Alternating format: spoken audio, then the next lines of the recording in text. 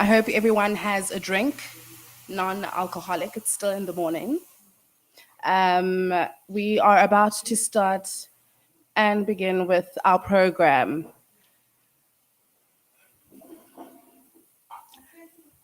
Now, if you've only just joined us and if you've only just come in right now, my name is Sinazo January, of course, and I am one of the faces of Mpumakapa TV. I host a business show called Biz Talk, and I'm also a news anchor. So I just want to say thank you for this opportunity, first of all, for allowing me to host you today. So welcome, please do feel at home and order your drinks and be comfortable. We're about to start with our program, but I would like to call a friend and no stranger to us all, Mr. Daryl Dennis, an absolute favorite. He is going to we're going to move briefly through the program with him, of course, and he is a co-host of mine, which I absolutely enjoy. His sense of humor is yeah, you guys will understand. So, Daryl Dennis. Morning, everyone. My name is Daryl Dennis. As the kind lady alluded to, I was looking at the program, and when I walked in here, I said, it's called a round table. We're going to have a bit of a challenge because some of the tables are square, so, but be that as it may. So welcome, everyone. I always am excited to be party to any of Imbizo events. So I stand here in my capacity as the CEO of the Nelson Mandela Bay Innovation Hub. And just very quickly about the iHub, we are an incubator in Kabeja, in Port Elizabeth, funded by the Small Enterprise Development Agency and the Nelson Mandela Bay Municipality, the Economic Development Directorate. We've been around for about 14 years. We have close on to 22, if not 25 incubators who are focused in the ICT industry from an app development perspective and so forth. We also proudly have opened an incubator in the Western Cape in Tembaletu Township in George. And Ms. Mama would be very excited to know that we are also in discussions with ECDC and Buffalo City Municipality. Well, actually, we've just signed the agreement. We'll be opening up a incubator in Duncan Village in East London. So very excited about those developments because it talks to youth empowerment, it talks to skills development, and it talks to ICT. And I think all of you would agree on today's session is extremely relevant in the sense that the pandemic has clearly elevated the importance of technology and our reliance thereon. I'm also pleased to see some of my old friends and colleagues from Microsoft, Siyabonga Majibi and Stofile and many others. It's always good to see these caliber of individuals at functions of this nature. So, colleagues, if we just look through the program, extremely exciting program, if one looks at the speakers and the content and the topics for discussion, particularly for me is the panel discussion that we're having after tea with some of the speakers, CIO for Nelson Mandela Bay Municipality, Koga Municipality, Professor van Geeren from the Nelson Mandela Bay University, and also the CEO of East London IDZ. And then if one goes further down the program, I think every topic is relevant, whether it be cybersecurity, convergence, artificial intelligence, or data, which we will all appreciate being the new currency. So without any further ado, welcome to everyone. I think specifically thanks to our sponsors for the event, particularly Netstar, Microsoft, and I'll mention the others as I go along. I think now what is important is to invite the executive chairperson of the ICT Summit, namely Mr. Mutsi Mfuleni, who also happens to be the chairman of the Nelson Mandela Bay Innovation Hub, up to the podium to do the welcome. Mr. Mfuleni, thank you. Thanks, Darrell. So we decided to come here this year because of the PGA, and the CEO of the PGA is seated at the back there, Ivano Fikalbi. Ivana, maybe just wave. And together with one of the PGA partners and stakeholders from the Danas Club, seated next to Ivana, and thanks for really joining us. So the PGA has put together the tournament to be hosted here, working with the Eastern Cape Tourism and Parks, supported by Eastern Cape Economic Development and Environmental Affairs, headed by Ms. Miki Mama, who is an avid golfer. I was seated with her at the Prize Giving last night, and at least she got something positive with two beautiful ladies that played yesterday. I think let's put a round of applause again for them. So we really are grateful to them. But the people really who have made all of this thing to happen, to get everybody here, is ECPTA, the Eastern Cape Tourism and Parks Agency. Their chief marketing officer is here. Ulihle, seated there. Ulihle, just wave. And thank you again. No, that's very cold.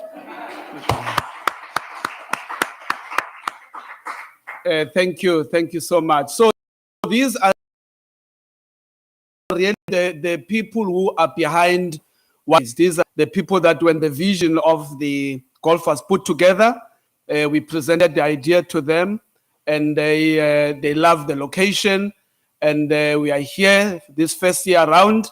We're going to be engaging with them for other years to come, and as the custodian of the partnership, and then they will continue to guide us as we want the benefit to be for the entire province. But we think that this time around, we've chosen a beautiful destination.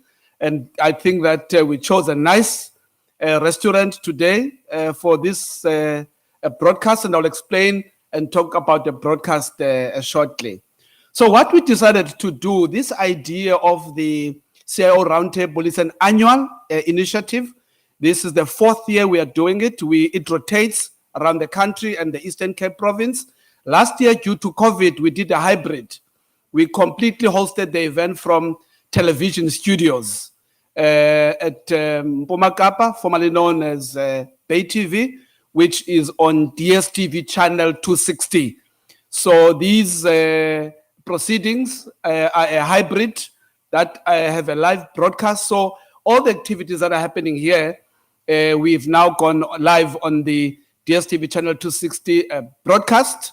And so that's the first part. The second part is that the national audience is connecting via television, and the other audience is connecting via Microsoft Teams.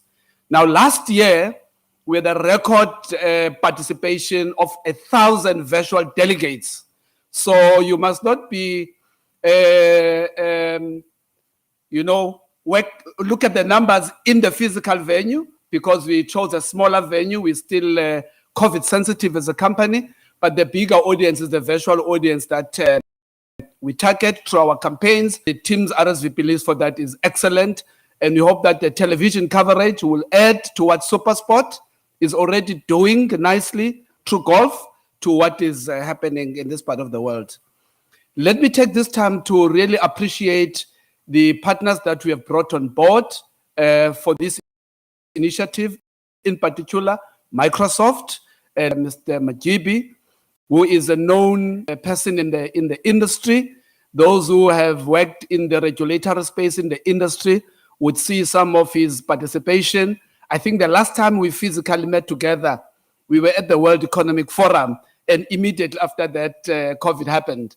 So it's great to see you here, Bele. Bele is a Eastern Caper, so it's good to see Eastern Cape executives who lead these global companies coming here. And I think I must put emphasis, there is no Microsoft office in the Eastern Cape. So this is Joburg representation. So we really appreciate you coming. Secondly, we would like to thank the Altron group of companies that are here that have joined us. We've got Cybertech, we've got Nexus, we have Netstar. Nesta are my good friends. I've been doing some stuff with them in Nelson Mandela Bay. And our intentions really for bringing this thing is to bring young people in the area here who are in the ICT space so that we begin to create the spillage and the economic opportunities that the PGA Championship is bringing to this part of the world, so that alongside golf, there can be some deal making that we are doing. Secondly, we would like to thank the speakers who have opted for attending physically. The speakers, we have two sets of speakers. Some will be presenting virtually through the TVs that have been provided, and some will be presenting in the venue. But for me, I think one of the big speakers that I must acknowledge that are here is the CEO of Centec. Many of you may not know, Centec is the company that looks after the satellites we have as a country. I think that's the bigger part that people don't know. And secondly, they are the ones who make sure that our communication infrastructure from SAPs and defense is intact, but more importantly, that my grandmother can still listen to a favorite show on her radio on Mhlobo Wenene. So he makes sure that we have the radio footprint. And thanks, Teto, for attending. And also Emeher for also his attendance here from the Alton Group family. We also really appreciate you coming to attend in person so that you can spend some money here in this beautiful place, and then we can sustain some jobs that have been affected by COVID. I had a guy from Mimecast last night. I think he probably had too much to drink. I still have not seen him here this morning. He was saying to me, he's traveled a bit. He's never seen a place with so much alcohol selection like this place. So his late coming explains that he was really making use of the alcohol selection last night. And I think some of us are joining him later on in the day. We must leave some money here. And Fezeka Mabusela will be very happy to see us spending. Fezeka is seated right there. She's responsible for economic development in Kocha. So this is the lady that is making sure she's working with us to really make sure that we stayed through the PGA Championship, the economy in this part of the world. Also, I'd like to thank Penny, another Gautenga that's joined us. She's seated there.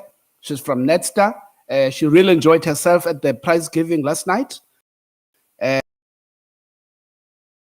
And it's good to have you here.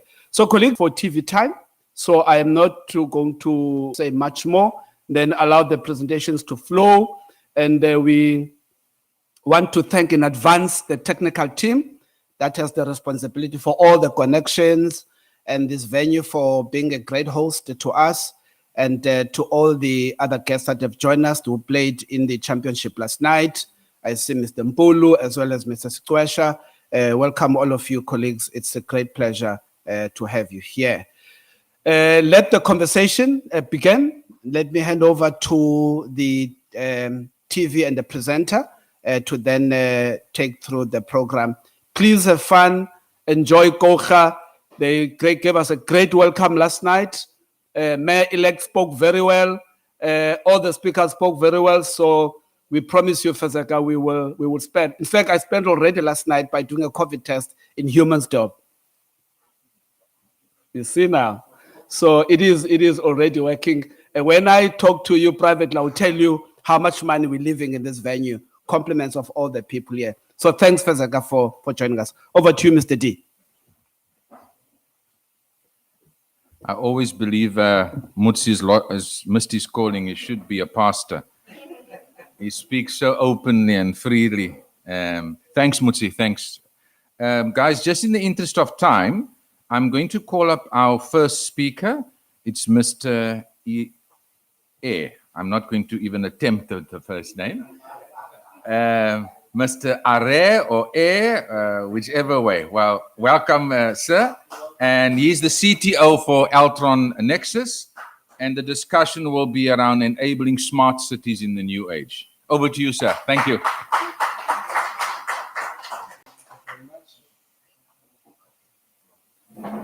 Thanks very much. It is Ire, by the way, just so you know. But the name has gone through all kinds of changes, so no issues here. Who are we? Who are we? Who are they? Exactly. So thanks everyone. You know, I was told about this event a few days ago, and you can imagine quite difficult to work schedules around. But I thought, look, it'll be a great opportunity. Come through to St. Francis Bay, play a bit of golf. Unfortunately, I missed out on the golf part, so half the value gone. And I need to leave fairly quickly after this as well. But you know, seriously, Andile explained what we were trying to do here, and I felt I should take some time to be part of the discussion. These are the kind of things I like to talk to and talk about and be part of, and I'll go through some of this with you as well. I hope.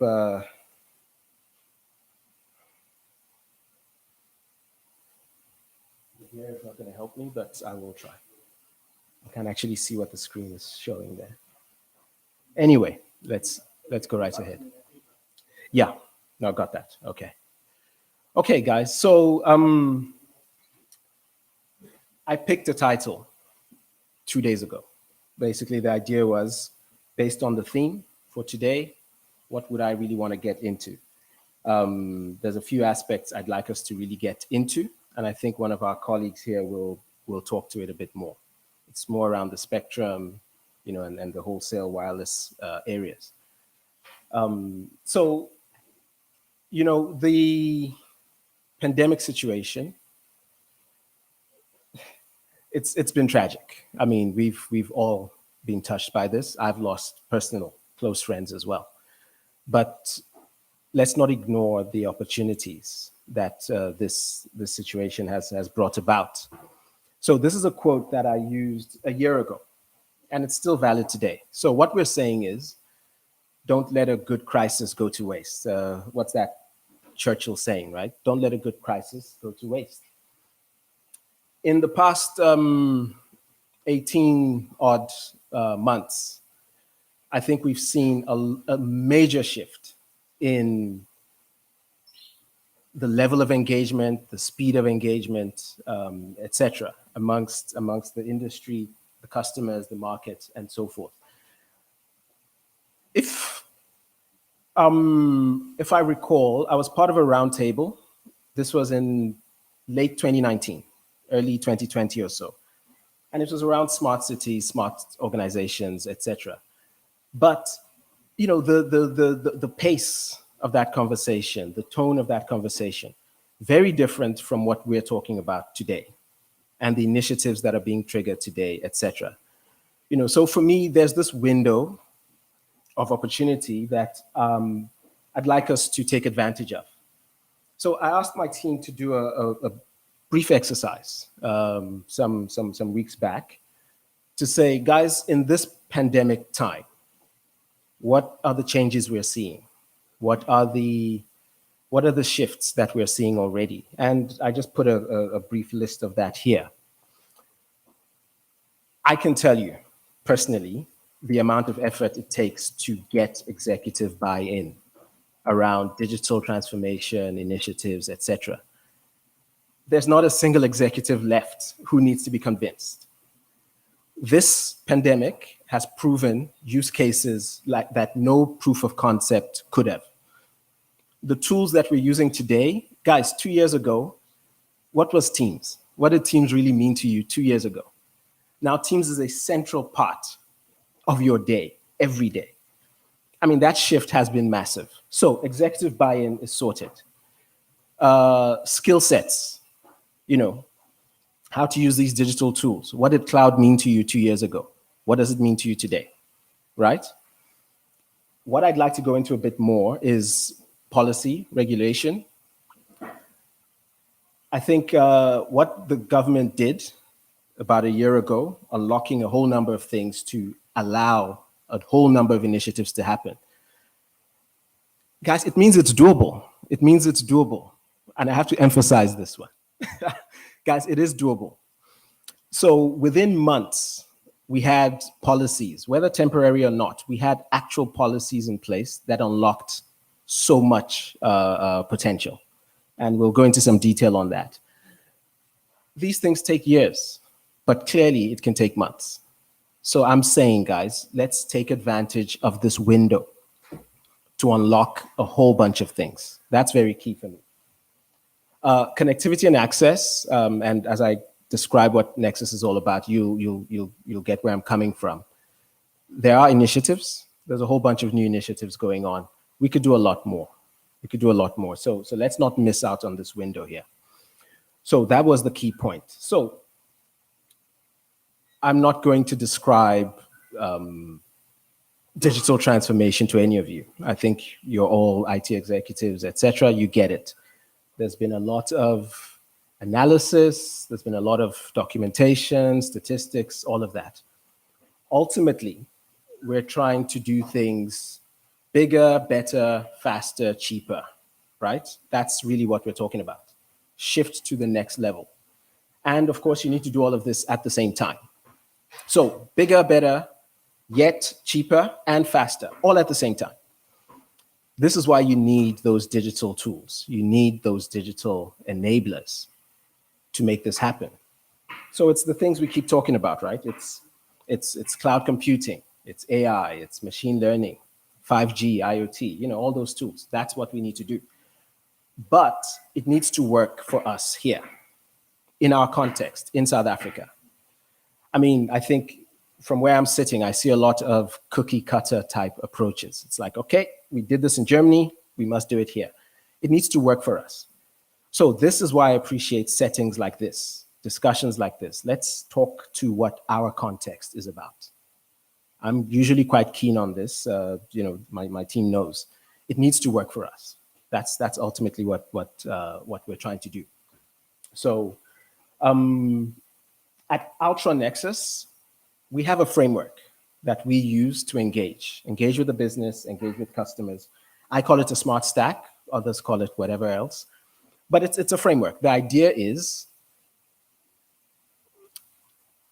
look at the full scope of a digital solution. Don't leave anything on the table. So consider the devices, consider the smart connectivity, consider the platforms, the applications on top, right? Put this in a nice, secure managed services wrapper. That is the basis for any digital solution. Think about it. There's nothing missing there. So we apply that to various contexts. So one of the big things we do quite a bit of is our safe city space. We call it Nucleus, so our safe cities framework. But what you'll notice on the deck there is the commonality. So connectivity is fairly common across most solutions. The compute, the horsepower, the cloud computing platforms are also common. Do not miss out on the connectivity gaps while trying to build these various solutions. And this is something we do. This is something we always consider. What are some of these gaps? It's things like spectrum allocation. It's things like policy, way leaves, right? Open access policies. It's those kind of things. This is a window of opportunity. Let's unlock those bottlenecks. Let's use this time. Everybody is looking for innovation. Everybody's trying to fast track what they can do. This is the time. This is the time. So this may look a bit theoretical. There's a couple of use cases I will go into that talk to how we use this framework to deliver some of our solutions. My colleague Andile there will recognize this one. This was his baby. So the e-learning solution in the public sector, we had one of our key customers had a requirement, as you can imagine, within this pandemic time to connect tens of thousands, Andile, I don't remember the number, like 85, 90,000 students to the schools, to the teachers, to the content, right? So we packaged a solution that delivered against that. And we make use of mobile networks. So we build a virtual network overlay. We provide content access, we provide security, we provide the portals, we provide a service level agreement over and above all of that. These are the kind of innovations we're talking about. This discussion normally takes years. We rolled this thing out in weeks, months. This was rolled out in weeks to months. That is the window I'm talking about. This is the level of acceleration I'm talking about. So they are doable. One thing I must say, and I was chatting to a mobile operator colleague, initiatives like this are only doable because of the temporary spectrum that ICASA unlocked. So you see the clear link between what government allows us to do and what can be done. The link is there, it's very clear. This is an example. Another one is in that safe city space that I think I spoke to earlier. This was around emergency responders. Again, in this time, right, within this current space we're in, emergency response services, that's a major issue. So they needed to be more efficient, more effective, operate, again, quicker, faster, better, etc. And they had a requirement. We engaged them on the requirement again. We made use of our Nexus Nucleus platform. So a virtual mobile network, once again, devices, ruggedized tablets, two-way radios, e-kiosks at the hospitals, a nicely packaged solution for emergency response. Once again, there is a gap. If the regulation allows, and I know we're working towards it, but I'm trying to show the links here. Ideally, this platform should sit on a mission-critical layer, mission-critical mobile layer. This is where, like a WAN, I don't know if it's described, a WAN would help. This is where the WAN actually comes in. So you put a WAN in, you build a mission-critical MVNO, and you deliver the service. So that would take this solution to the next level. Again, I'm trying to show you the links between what the regulation would allow and what our systems will be able to do. Then there's a third one. I think this was just, there's a point here I want to make quickly. This was actually pre-pandemic, but it applies extremely, it's quite valid currently. This was a mine, the mining industry. Typical requirements are productivity, safety, a refresh of the network, those kind of things. And the solution we put here was very specific. We partnered with one of our very key strategic partners to put something together here. This now is a private network. You build this to the customer. You build this for the customer. So it's what's referred to as private wireless, private LTE, private 5G. You build that network, you build the IoT ring fence, you put an edge cloud, and you put a whole number of services on top. So the various productivity enhancing applications, right? It's automation, asset tracking, communications, all of that. This could not be delivered here in South Africa. This was actually for another organization in the SADC region. And that's because their regulatory space is different. We were at ICASA a few weeks ago. We presented at their spectrum allocation sessions. One of our asks was to allocate spectrum for heavy industry use, for enterprise use. And some other countries are doing it, not moving very quickly. But if we keep referring to 4IR, Fourth Industrial Revolution, the enablers are things like that. Now, we could partner, and we do, with the MNOs to make such a thing happen.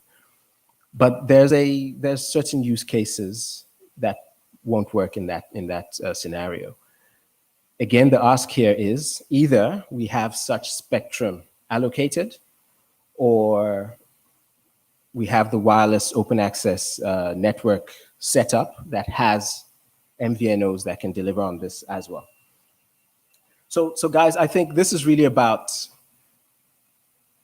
those linkages, those enablers. These are things we've done. Under the circumstances, we've done them. We can do them better. We can do much more of them. I think this video, I don't know if it's going to play. No, it didn't play. Okay. Guys, I'd love to send that link to you. It's more descriptive. It's a short video, 2 minutes, but it describes clearly that industrial scenario I was talking to. And it shows you what we can do. Guys, these things unlock the fourth industrial revolution. Those are the key points I wanted to make. My marketing department would kill me if I don't take the opportunity to plug a little bit. So I need to pay for my flight back. Okay, so quick one. I think Ultra Nexus, in a nutshell, we're a communication supplier and provider of services and turnkey infrastructure built. We also deliver smart solutions, productivity enhancing smart solutions, typically to what we call critical industry, what government calls critical industry. We're very much form fitted to that space of the market. We've been in this game over 55 years. We've paid our dues across the public sector space, the public safety space, the heavy industry space. A few of the major projects we've done, very proud of. The largest provincial broadband network build we did and are still doing. So we delivered the Gauteng broadband network, phase 1, with the Department of E-Government. We delivered phase 2 with CETA, just in fact still running with that currently. It's also my colleague's baby, I suppose. We've delivered the Limpopo broadband network via their special purpose vehicle. We've done a similar thing in the city of Tshwane. So we've done provincial, we've done municipal, we've done broadband turnkey, and we also look at public safety mission critical builds. City of Cape Town's Tetra network, for example, that's our build. eThekwini, SAPS, the police services, that's our build as well. So the point here is we've done this thing. We continue to do this thing. We continue to evolve what we do. We are very keen to partner with yourselves. We're keen to partner with government. We're keen to partner with SOEs, etc., to deliver these solutions. I just don't want us to miss out on that window. So I'm closing out with this quote, right? That says, the world has changed.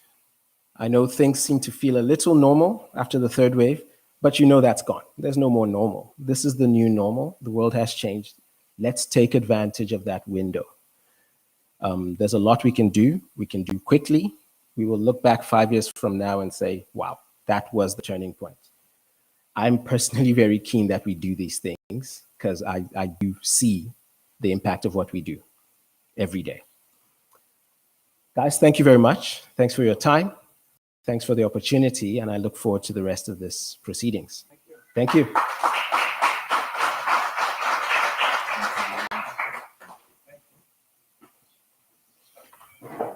Wow, that was encouraging. I think what we can agree is that Altron is really at the forefront of addressing the challenges we as a country face. And I think the solutions, having worked myself at Dimension Data 15 years, it just brings back a lot of memories because that's what we used to do.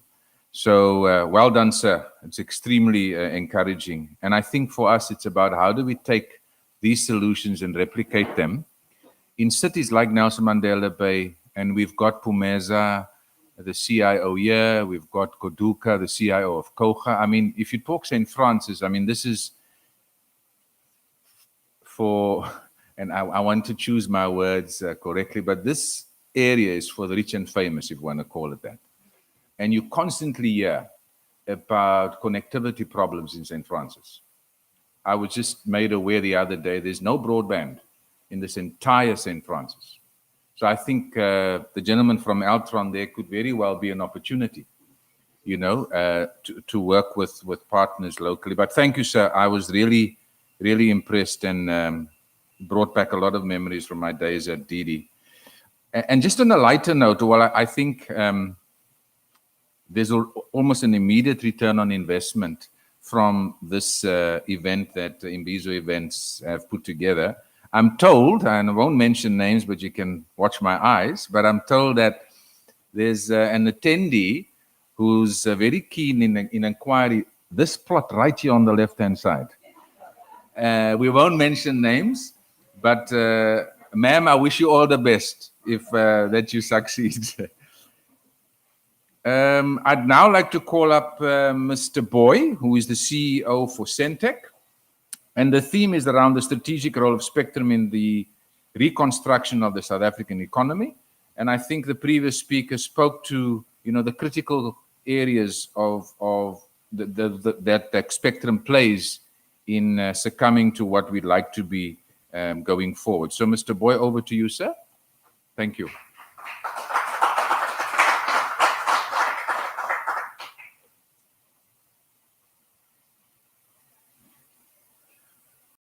All right.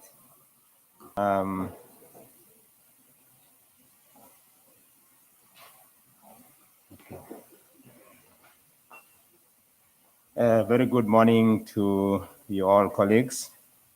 Pamela,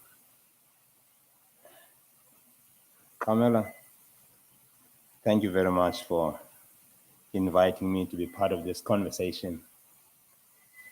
When you were speaking, welcoming us, you said, you made a statement that, as you all know, you said, there is no Microsoft Office in the Eastern Cape. So I wondered, what do they use then to process documentation if there's no Microsoft Office? And later on, it came to my mind that you're actually referring to the fact that the physical building office is not there. So you shocked me that comment. So I'm not from Microsoft, so yeah, thank you. I am from Centec, and I always enjoy driving around and listening to radio. And one thing that strikes me, though, about how universal access to content is still a challenge to us in this country, is that when I am in Gauteng, my dial is full. I can flip just a little bit, and I've got a radio station next door to that one. Come to this province, which is my beautiful province, and I have to search for good reception for radio. And there are those which are quite good in terms of coverage. I mean, SAFM, Radio 2000, Radio Sonder, Grense, and so on and so forth. Yeah, I will not joke about Radio Sonder Grense because it might be sensitive.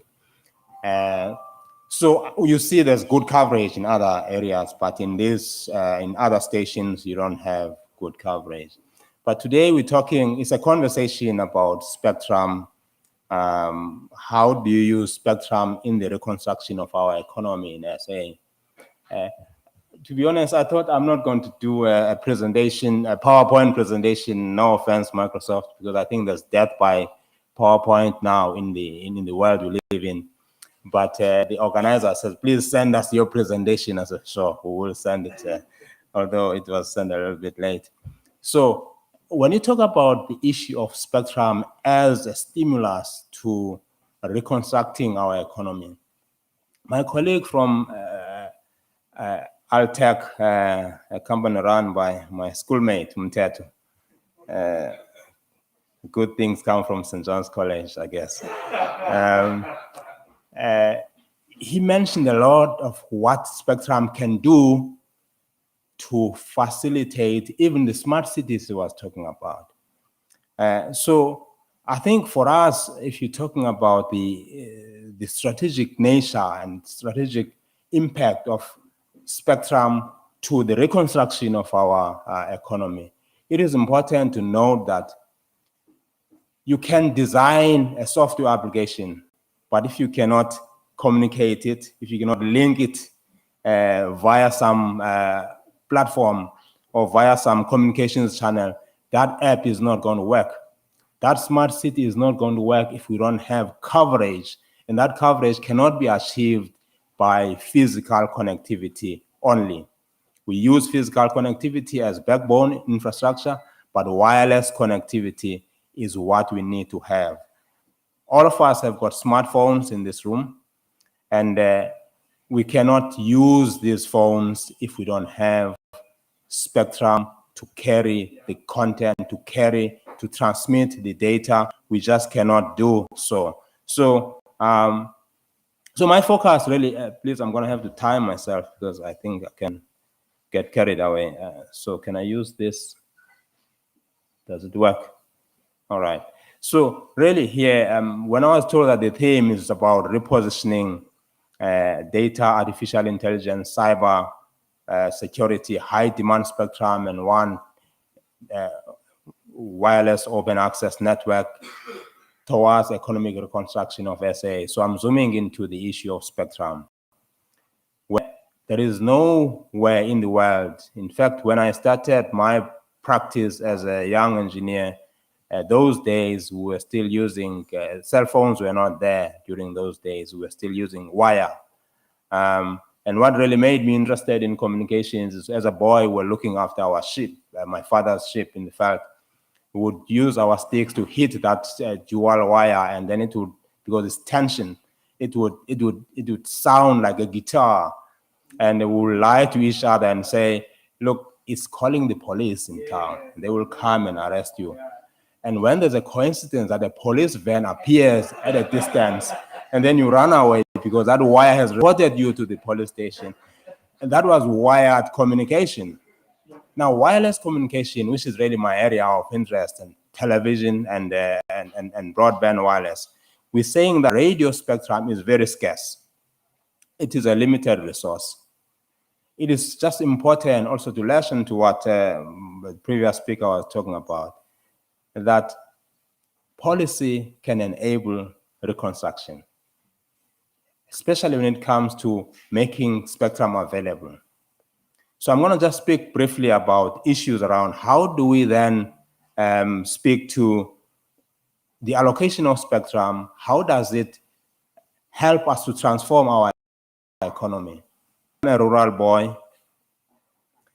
When I was at home last week, trying to do Teams meetings, and then my village, we sort of down on the slope of that village.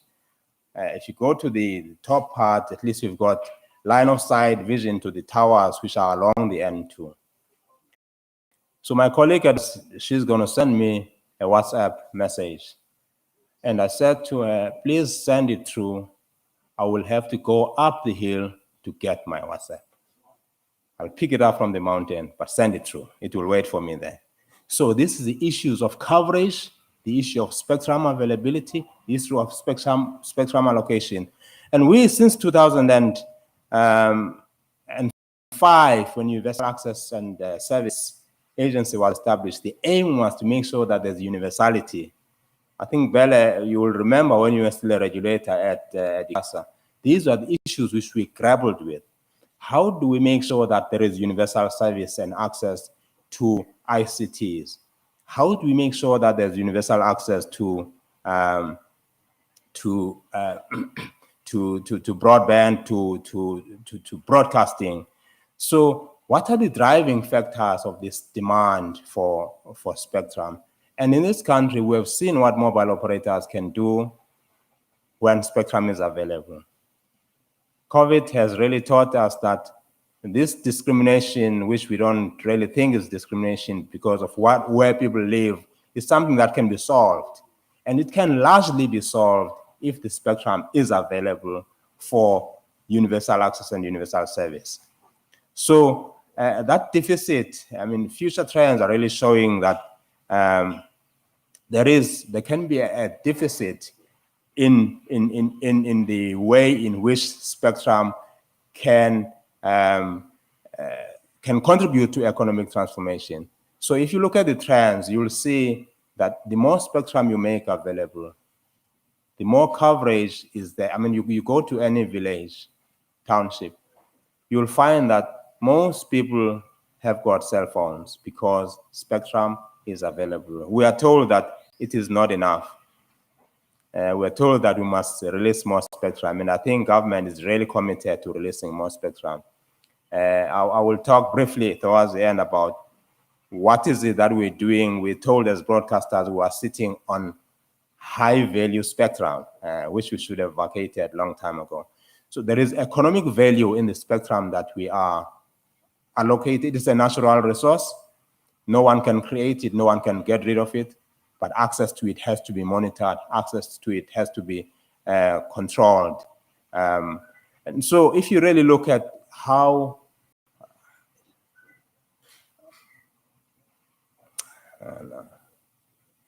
I'm not sure if this thing is dark or not. I think there's a delay here. All right. If you look at the different bands of the spectrum that we have, like you look at the long range, which is UHF spectrum in the megahertz range, up to the gigahertz range of the spectrum, you will find that for rural connectivity, the lower the frequencies, the longer the range you can cover. That is why it is so important that the 800 megahertz and the 700 megahertz spectrum be available so that we can have high throughput, long range, and still high capacity, because the higher the frequency that you use, the smaller the cell site, and therefore the higher the cost, because you're going to have to put up a lot more base stations to be able to cover it's not stepping, apologies, to be able to cover an area. So I'll continue conversing with you on this. Don't worry about the screen. Let's chat. So for us then, technology advancements will help us to utilize the spectrum more efficiently. We talk about there was edge, there was 2G, there's 3G, 4G, 5G, and some people are talking about the research that is done in 6G, whatever that means. But we cannot be able to progress in delivering the high-tech services if we don't have universal availability of spectrum. Now, it has economic impact, obviously, because it's a scarce resource. It's high demand in this country. If you think about taking our spectrum and auctioning it to the highest bidder, you get the financial value of that spectrum. But you have to ask your question, what does it do to the other sector of the economy, which is a small and medium enterprise?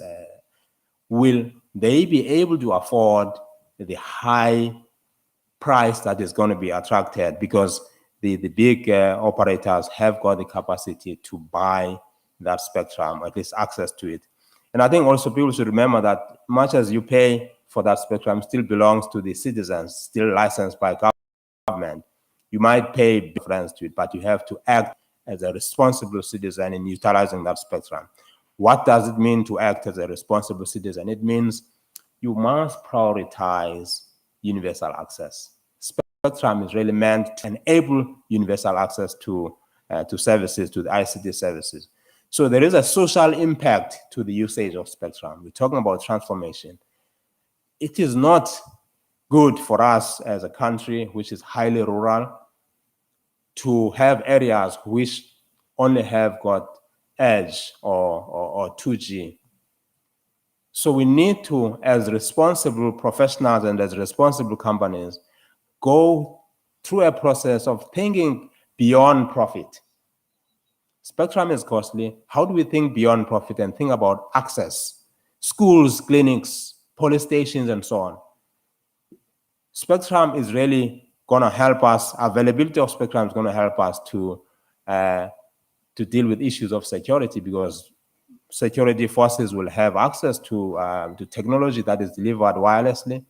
We'll have better border management of our country if we have got access to spectrum and we use it responsibly. So practically, what do we do then with this spectrum? We can use spectrum to drive business efficiency. I think we've agreed on that one, that we will be using access to internet using Zoom, or let me speak about Teams now because we've got the sponsor of Microsoft in this room. So we use Teams to increase our efficiency as professionals. Why? Because then it means I can do all my meetings from my village, provided I have got coverage in that village, provided spectrum is available for those operators to deliver that access to universal service in my village. So therefore, universal access to remote communications is driven by spectrum. Satellite communications, there are areas where you cannot quickly use the current networks to deliver accessibility. Let's say Home Affairs, which is in a far away border post, you need satellite communications to deliver communications to those areas which are remote.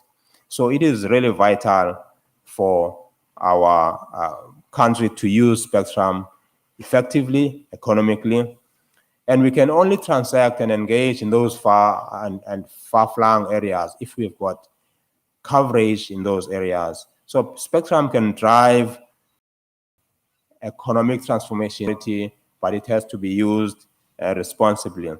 There is a slide I wanted to show here, which really shows a picture of the economic value of spectrum in, this is an example of the UK, and I think it is certainly something that we can learn from. Let's see if I can step. Okay. All right. No. All right. I'm going to step to this slide, which I was talking to.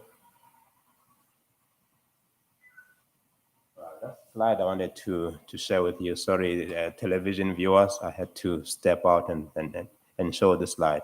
Where you see there on that slide that the value of spectrum for mobile services is the highest, right? And if you look at the projection, this was done in 2013, projection to the year 2023, you're looking at that value to amount to about 500 billion euro. That was the research done by a company called Plum in the UK. And civil aviation became the second one. There's two things that we don't want to have blockages on. Most of us here, we came via air here. So you want to make sure that aviation has got access to spectrum. You want to make sure that those radars are actually working all the time. And therefore, you've got to provide available spectrum for those services so that we don't have a situation of communications up in the air, because any errors can be fatal. So if you look at these different services which are, what have I done now? Sorry. Okay. Different services, you'll see that mobile connectivity, which uses spectrum, is key. So in this country, we use all these services, but then what is important for us as professionals and as people in this country who are delivering service to our users is, what is the real purpose of us being in business? So why are we in this space? I'm saying that we can transform our economy by making spectrum usage and access a priority, making the network coverage for mobile communication a basic requirement for all services and for all people in this country. Rural boy, prioritize rural areas, because I think in the next phase, if I had the authority and the power, I would say, Bella, here is a spectrum. I'm going to give you your 50 megahertz spectrum to develop or to expand your network. But you're going to start there in that village, to give coverage for 4G there. Then you can come and claim it here in the cities. But I know you will argue that, no, you need this one first so that you can subsidize that one. That story we've heard it many times. So we then need to, as business people in this space, think about access using spectrum, think about universal service and universal connectivity. The regulator then would help us develop an economic model or models to guide the prioritization of the spectrum. What about the one? This is really maybe my last point. Is it really going to help? I think it would, provided that it is not given 10 megahertz of spectrum, because there's nothing much you can, there's not a lot you can do if you're given a very narrow bandwidth as an SME entity, which is what the one was designed for. So we need to have a regulation and licensing regime that gives fair bandwidth to SMEs. And I'm trusting that my colleagues at the regulator are looking at that quite carefully. So now, what do we do? Getting towards the end. What are we going to do about the challenges we're facing? R&D, we need spectrum. Public service, we need spectrum. I've said a lot about universal access and SME development. And why, how can we then see spectrum as a stimulus towards transformation? We see it as a stimulus because if you give good spectrum to an SME, then they will run local networks. They can network those local networks to create a provincial network. So there was a licensing regime that was done where SMEs were given licenses to go and do business in underserved areas. I think the intention was good, but I think the execution was really disastrous. Those SMEs were not able to fly. So give them the spectrum, finance them if you must, so that they can get access to that spectrum, so that you can develop smaller businesses in the areas that these SMEs are operating, and provide universal access, because they are the people who can stimulate universal access in their respective areas. In conclusion, policy that drives economic value of spectrum definitely contributes to transformation. Research needs to be allocated spectrum. Public service spectrum, I work for an SME, or rather for an SOC, and we promote a view that there are certain services which are not necessarily profitable, but essential. And therefore, we need an allocation of some spectrum that can be used by state-owned entities to deliver those universal services which are not for profit. And I believe that policymakers will hopefully consider these as we move towards licensing of spectrum. Access to internet is key to transformation, and you cannot do that in the remote areas if you don't have access to spectrum. I've spoken a little bit about the one, and I've also emphasized the importance of giving spectrum to SMEs. The last point that you are asking me, although you have not raised your hand, is what's happening with digital migration? When are you going to free up that spectrum? I carry the broadcasters on our network with the spectrum license to them. So the target that has been set by the president of March next year to switch off analog is still there. How many in this audience are using analog television who have got Yagi antennas? Anyone?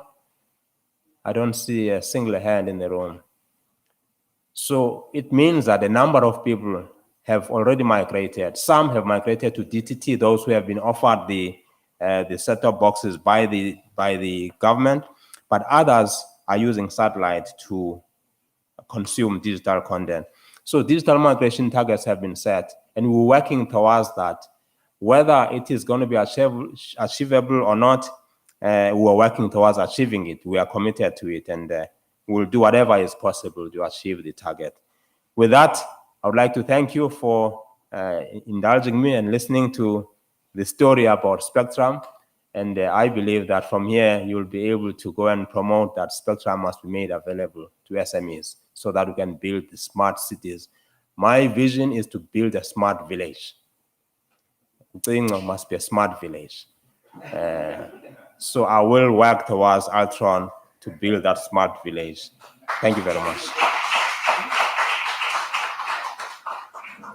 Thank you so much.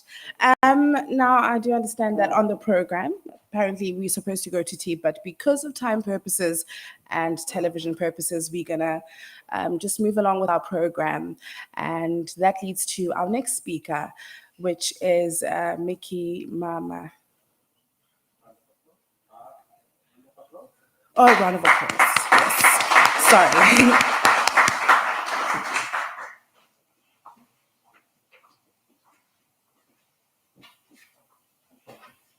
I'm probably gonna need something to stand in. I think so. Good day, everyone. Yeah. So we got different briefs. My brief, I didn't get a brief for PowerPoint presentation, lucky me. But also I was told that those that are of us are going to play golf after this, we come ready for golf. So I'm ready for a game with Ivan. So good day, colleagues. I think both speakers that have just shared content with us covered a lot for my portfolio. And, you know, we started Altron talking about smart cities, the framework, SMMEs, transformation, which is what we're all about. So I work for the Department of Economic Development, Environmental Affairs and Tourism, mouthful. But today I'm on the economic development portfolio. So just maybe a background or context, we have public entities. I've got two regulatory, I'm not gonna talk about that today, liquor board, a gambling board, Eastern Cape Gambling Board. But more importantly today, I want to, and I heard that Usimpiwe Kondo is gonna come in, CEO of East London IDZ, SEZ later in the program. So I will just browse through that content. So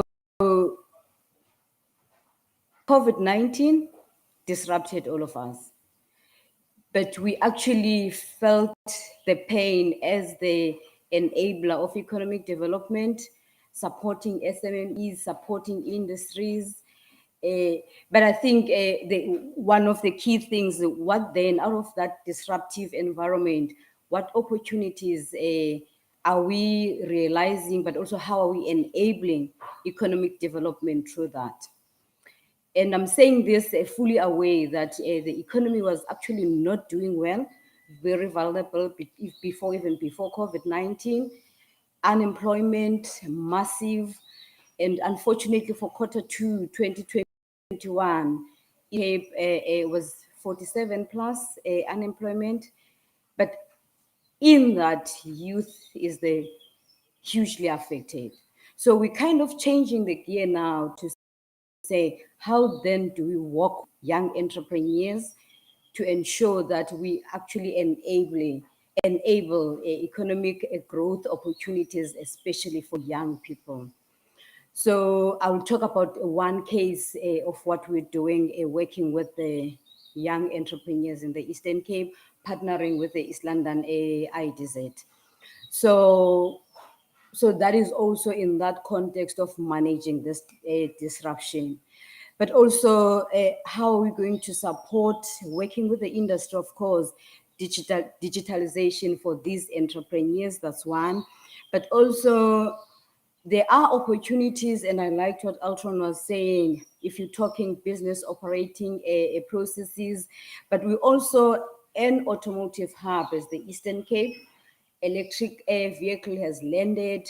How then are we going to work with emerging manufacturers or small manufacturers and bringing them into the mainstream? Excuse me. So these are the opportunities. However, I need to mention that we're also grounding these in the within the economic reconstruction and recovery plan, which I'm sure colleagues are aware, which then government developed at a national level. We also came in as a province. We've been ahead of the national, but we have aligned since. So we've got 5 pillars of economic recovery plan. But just to say, one of the, so the fifth one is a support to digitalization.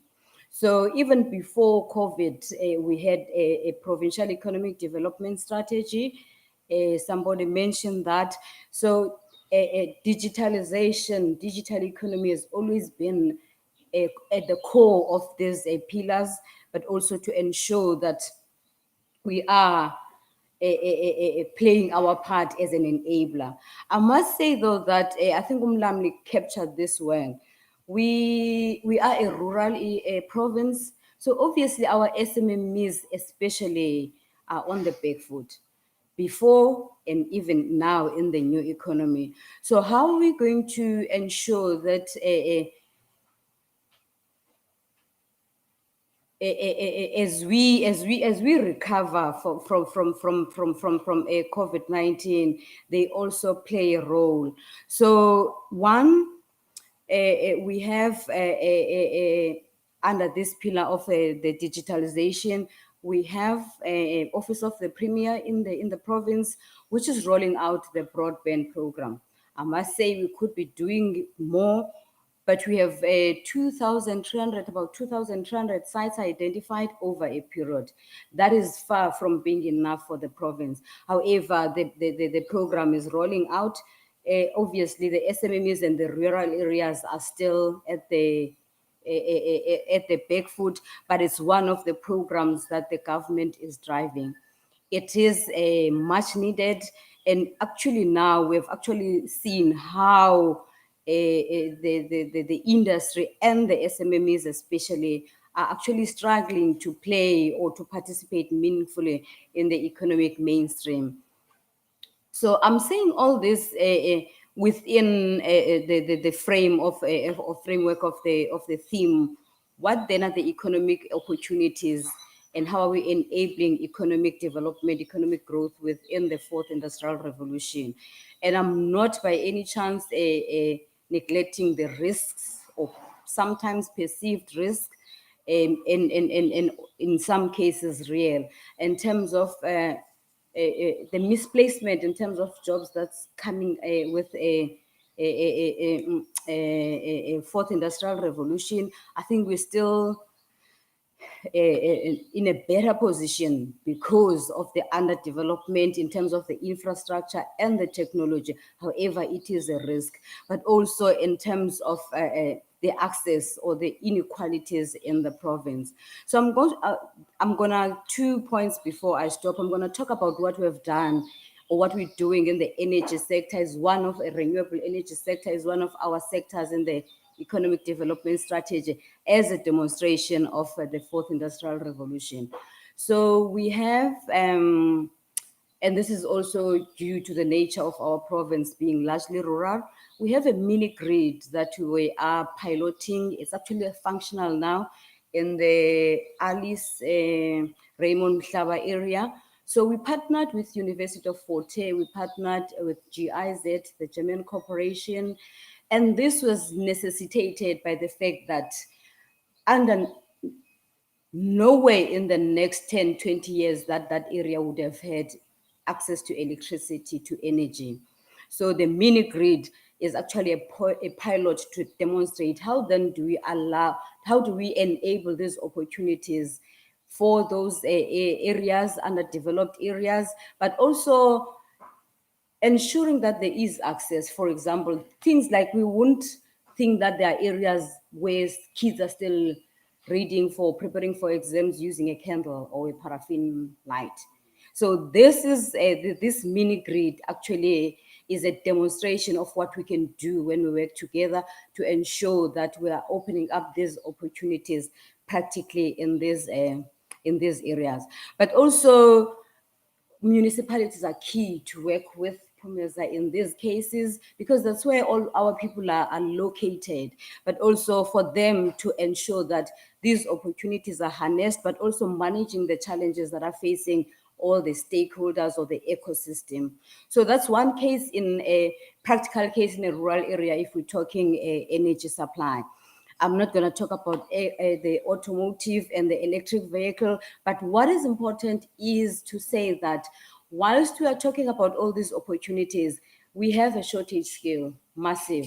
So how are we going to then reskill and upskill, but whilst doing that, ensure that we change the gear in ensuring that at a school level, we are building this, but also we are building a leadership of entrepreneurs that are going to take these opportunities and run with them. So you've got a reskilling, upskilling, so that people don't lose jobs as we are advancing in the technology, but also how we're building that from young age. So that also is a program that government is involved in, working closely with industries, with also TVET colleges, but also higher institutions of higher learning rather.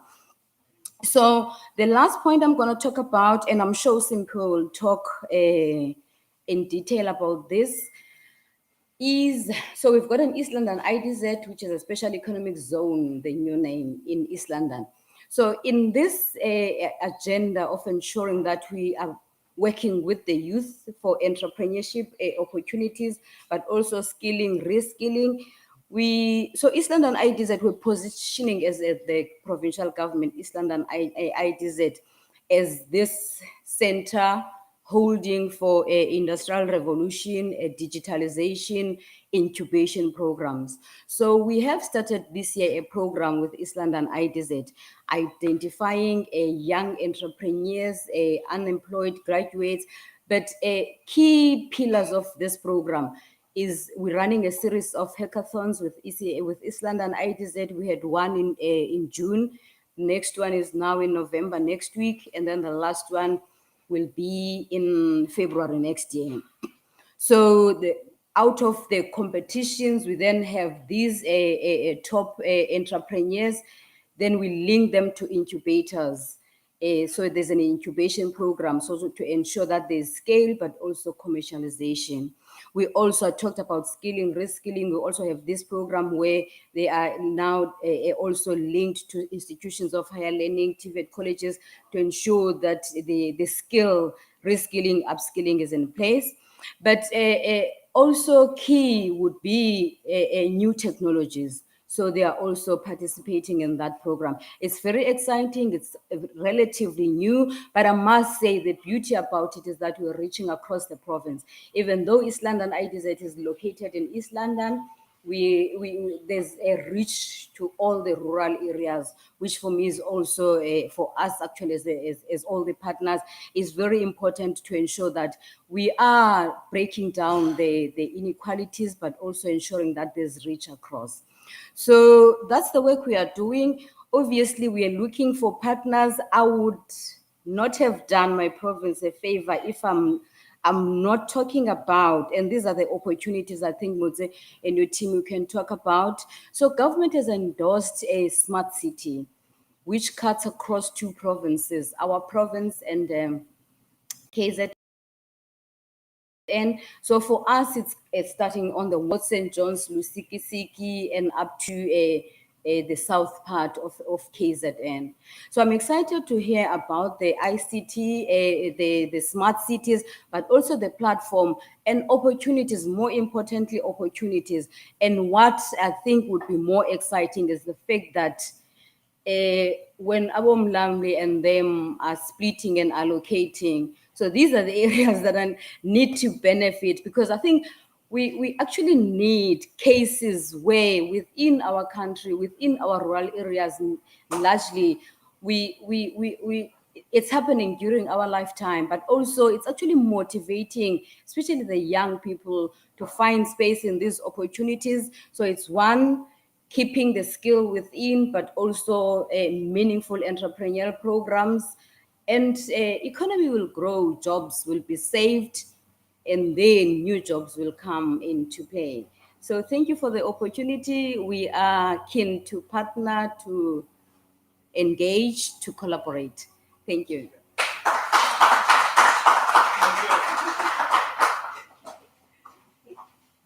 Thank you so much for that. I really appreciate you speaking about the opportunities that have been created. As much as we're going through a crisis and we tend to focus on what's going wrong, but it's very important to also acknowledge the opportunities that are constantly being made available for the youth specifically. So thank you for that. But right now, though, I would like to call upon our next speaker, and then from there, after our next speaker, we're going to go for tea. And we are still live on our Teams, and we are still here having an amazing conversation and discussion. We'll also take questions after the next speaker.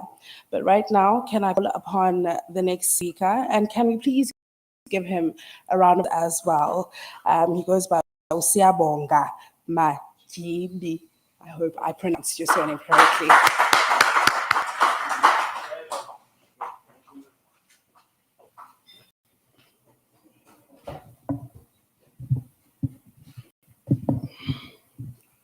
Good morning, everyone in the room. Such a pleasure to be here with everybody today. I've been asked to speak about I think one of the most challenging things that we're finding right now. I think with the bloodbath that we've seen that COVID has created from a job front perspective, I think one of the biggest areas of collaboration, one of the biggest areas that people are talking about now is how do we get people back to work? It was already mentioned that South Africa, we already had a crisis of employment even before COVID. COVID has deepened it, which means that the need to find solutions, either as partners, as individual companies, as government, has become that much bigger. It has truly become, I think, the real crisis of our time. After COVID itself as a crisis, I think the biggest crisis that we're now facing is how do we recover from it? So I'm going to try and speak about some of the opportunities that we're seeing in the market. I'm going to try and speak about some of the things that we're doing as Microsoft, being one of the top 5 biggest companies in the world. And how are those programs translating into what we're doing in South Africa to make them real? I think, as I've indicated, we are going through a global crisis. I think a lot of countries are at the tail end of it now. You will see in a lot of countries when you're watching soccer and stuff that stadiums have become full again. People are there not wearing masks like a few of us are still doing in the room. And then that talks to some of the recovery that we're seeing globally. We're, of course, at different stages as countries in terms of that economic recovery process. And I think as we come out of it, different countries will implement different measures to try and change the situation. I was reading this morning that Elon Musk, who is a son of the soil in South Africa, is now worth more than South Africa's GDP. And this is just one man. And again, it goes back to what we're talking about earlier on around how people are finding opportunities in the middle of crisis and turning that situation around to, if you're going to have, you're going to be worth more than a country's GDP. I mean, that just tells you about how good you are in finding opportunities in the crisis. And I think as a country, we have that opportunity as well. I think it's about embracing change. And part of that change speaks to the second bullet point there, that we are going to be returning to a different economy. The reality is that COVID has escalated and digitized our economy in ways that we could not have foreseen a couple of months ago. Right now, just about everything you need is available online.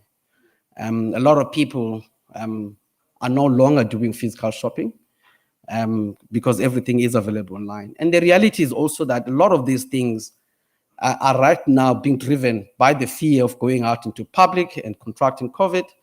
But the reality is also that once COVID is gone, once we've reached critical mass from a vaccination perspective, a lot of these things are gonna still stay with us. A lot of those habits that came with COVID, they're gonna remain with us. And we're gonna see, if you think about this whole hybrid working environment that people talk about.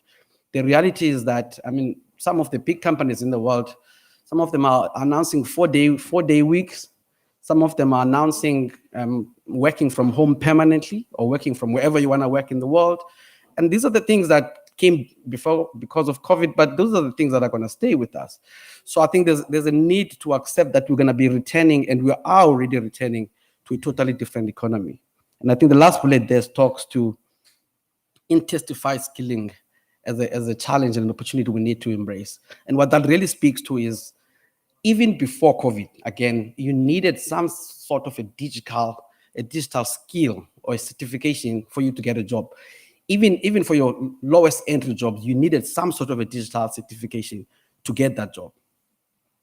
Whether you're a truck driver, whatever you're doing, you have to have a skill to operate a phone in a way that the smartphones can enable you to access internet and apply for jobs on the internet and be able to put up your CV using the internet. That's all what we're seeing before COVID.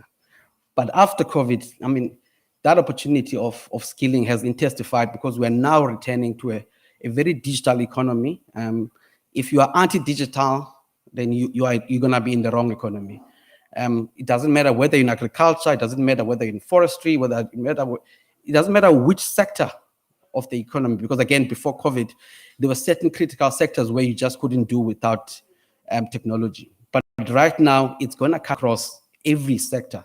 It doesn't matter which sector you are in. And therefore, being skilled, even if as an agricultural worker, is becoming that more important. And therefore, the skills and opportunities that are going to come are going to be determined very much by what we're seeing.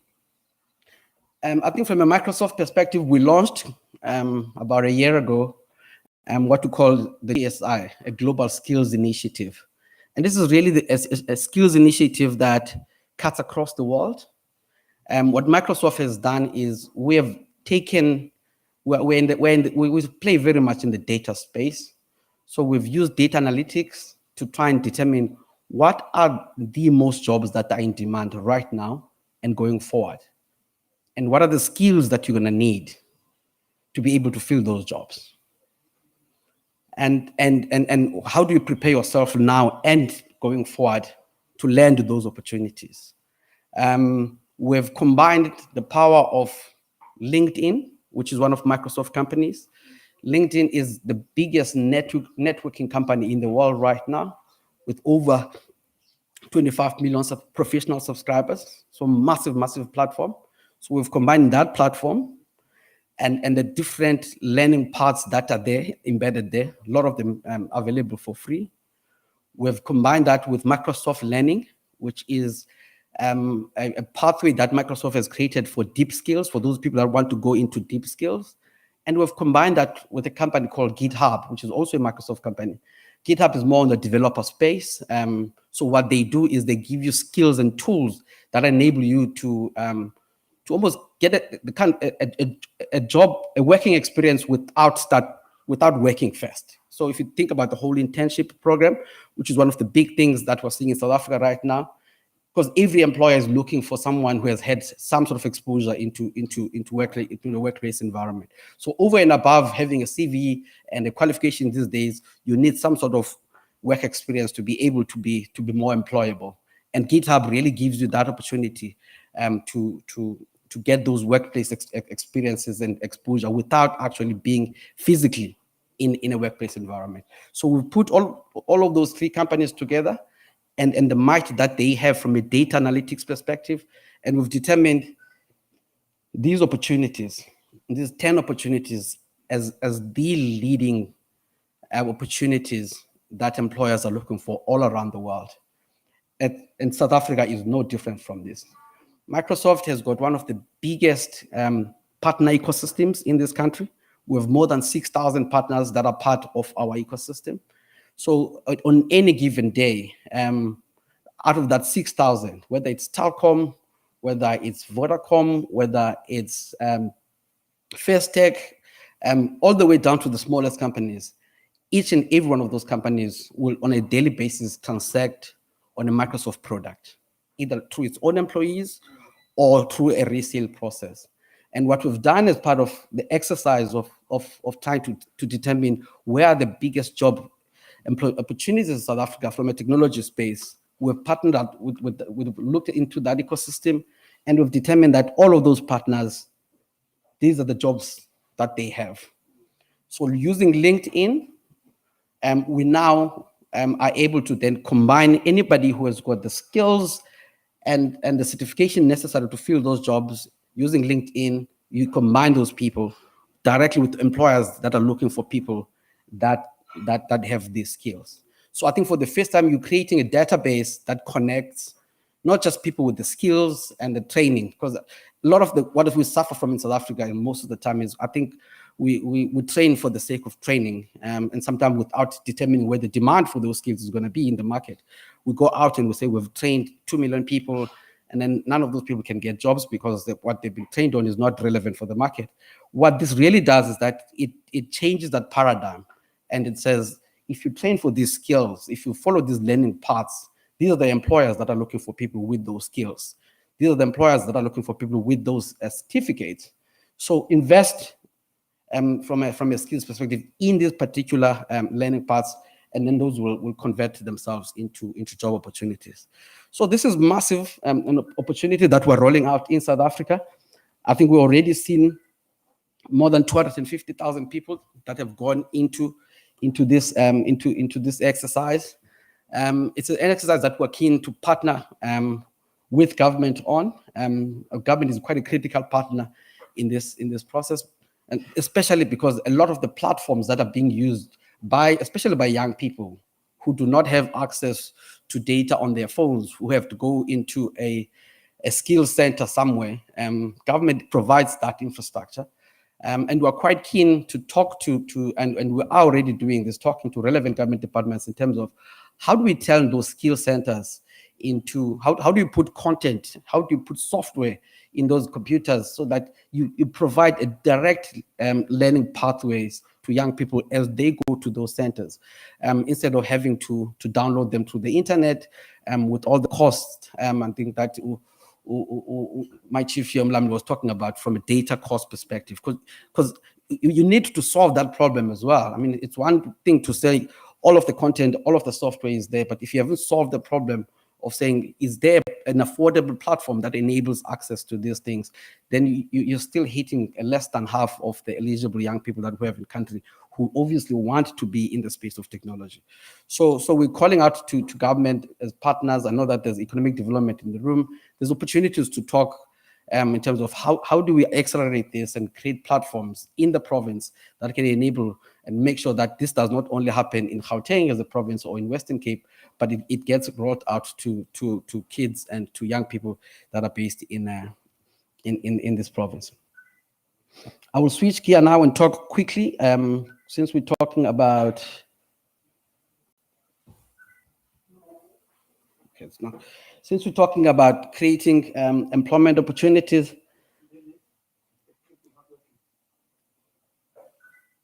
so I want to talk around what we're doing with SMMEs in this space, because up until now I was talking about what we're doing with young people, what we're doing with the population in general, what we're doing with anybody who wants either to reskill themselves or to upskill themselves to make sure that they become relevant for the intensified learning pathways that we're going to see.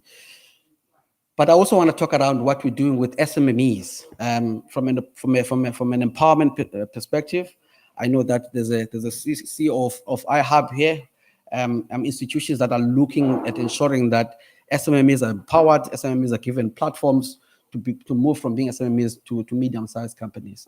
I think, again, from a Microsoft perspective, what we've done is we've come up with something we called Emerging Partner Program. That's not my mistake. We've come up with something that's called the Emerging Partner Program, and what this really does is I think it's Microsoft's way of saying, we know we've been in this country for close to 30 years now. We are quite anxious about making sure that our partner ecosystem changes to reflect the demographics of this country.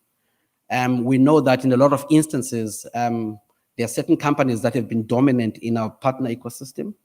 And those companies are transforming in their own right, but I think we need to enter that space directly as Microsoft and enable and ensure that partners that reflect our demographics are part of our ecosystem. So as a partner-led company, one of the things that we're doing is to invest in this space through this emerging partner program that I mentioned. And I think we're quite deliberate this time around in terms of what sort of partners are we targeting for this. We're looking at purely 100% Black SMME partners, preferably women, majority women-owned partners.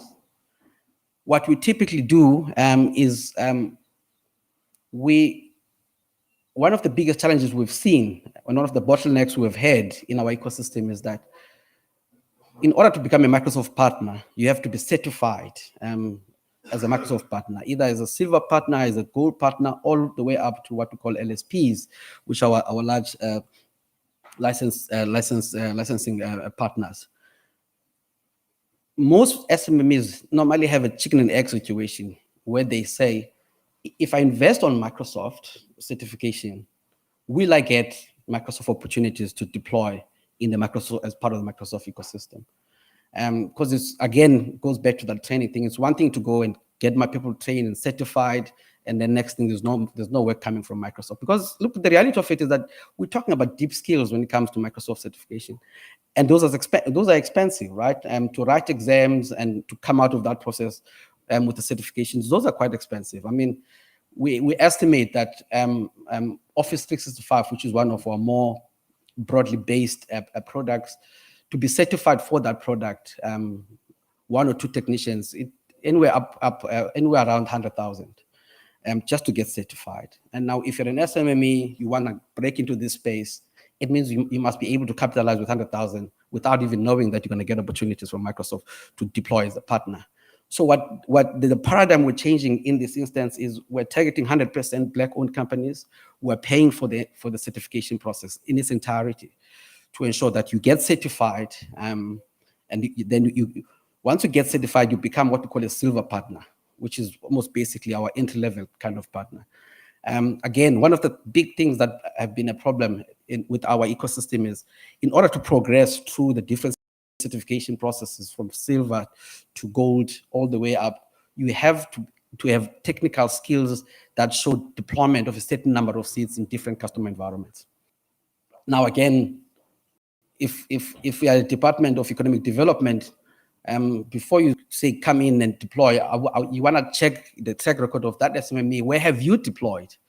So that I can have confidence to allow you in my own space. And if you don't have that track record, most of the time as an SMME, you get stuck. So what we're doing as part of this program, over and above investing in the certification process, we're investigating what we call access to markets. And by access to markets, what we literally do is we know we have a pipeline of customers that are at different stages of rolling out Microsoft licenses that they have bought. And we then typically pay you as a partner, which talks to the access to market bit. We pay you as a partner to go and deploy in that environment so that through that process of deploying, you are able to gain a certain number of seats that are required to move you from being a silver partner to a gold partner. So literally, we pay you to be out there deploying Microsoft licenses. And these typically would be instances where the customer needs to pay you, because ultimately it's the customer that gets the benefit. It's not Microsoft. Of course, we get the benefit because we're in the cloud business now. It's a consumption-based model. So the more cloud you consume as a customer, the better it is from a Microsoft, from a revenue perspective. But we want to make sure that that does not happen only using your traditional partners that we have, but that SMMEs become fully embedded part of that ecosystem. Hence, we're then paying you for access to market. And then that literally then moves you to from being a silver partner to becoming a gold partner. And what you typically do once you become a gold partner, you become a managed partner. And by managed partner is we continue to invest on your resources. Because remember, as a silver partner, most of the time, the skills you would have are to deploy Office 365, for instance, because that's where we've got the biggest pipeline. That's where it becomes quite easy to take you to customers to start deploying licenses.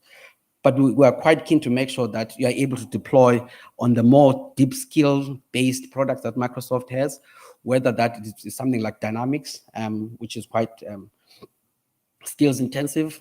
So those are the kind of things that take you all the way up to gold. Azure being one of the biggest part of that. Azure is that Microsoft uses from a cloud perspective. It's an enabler of all our cloud products. So those are the kind of skills that we make sure that you have so that you move into gold partner. Again, I think we now have in excess of 100 SMMEs that are in this program that have gone beyond being silver since we've started the program. I know there's 2 or 3 in the Eastern Cape. That is a very, very, very marginal number given the size of this province. That's a number that we would want to change. Hence, I was saying we're talking to people like iHub who have got infrastructure in the province that can enable us to reach as many SMMEs as possible. I mean, we still have funding for this, so we want to utilize the opportunity that we now have from a funding perspective. So that's what we're doing in relation to. I've not been going through there. Those are some of the competencies I think that you need to have. I mean, but these are the details that we could talk about with those SMMEs that are quite interested in the program. And then the last thing I want to talk about is at the insistence of my colleague, the Andile Stoffele, is the government framework agreement that we have. To just give you a quick view on this, 5 years ago, when government started to say, look, there's just too many big suppliers that we deal with as government, and we're not getting the economies of scale that we need to have from the buying power that we have as government. You will know that government at any point is the biggest single technology buyer in this country and in most countries over the world. And when government came to us 5 years ago, they were saying, what are the sort of discounts that we can get from Microsoft, given the amount of money that we're spending on Microsoft over a 5-year period? And part of what we eventually did is we agreed on something called level D pricing, which actually though meant that from that point on, if a government department, regardless of your size, because the practice before that had been that the smaller you are, I mean, like in any discount situation, if you have more buying power, you get more discount.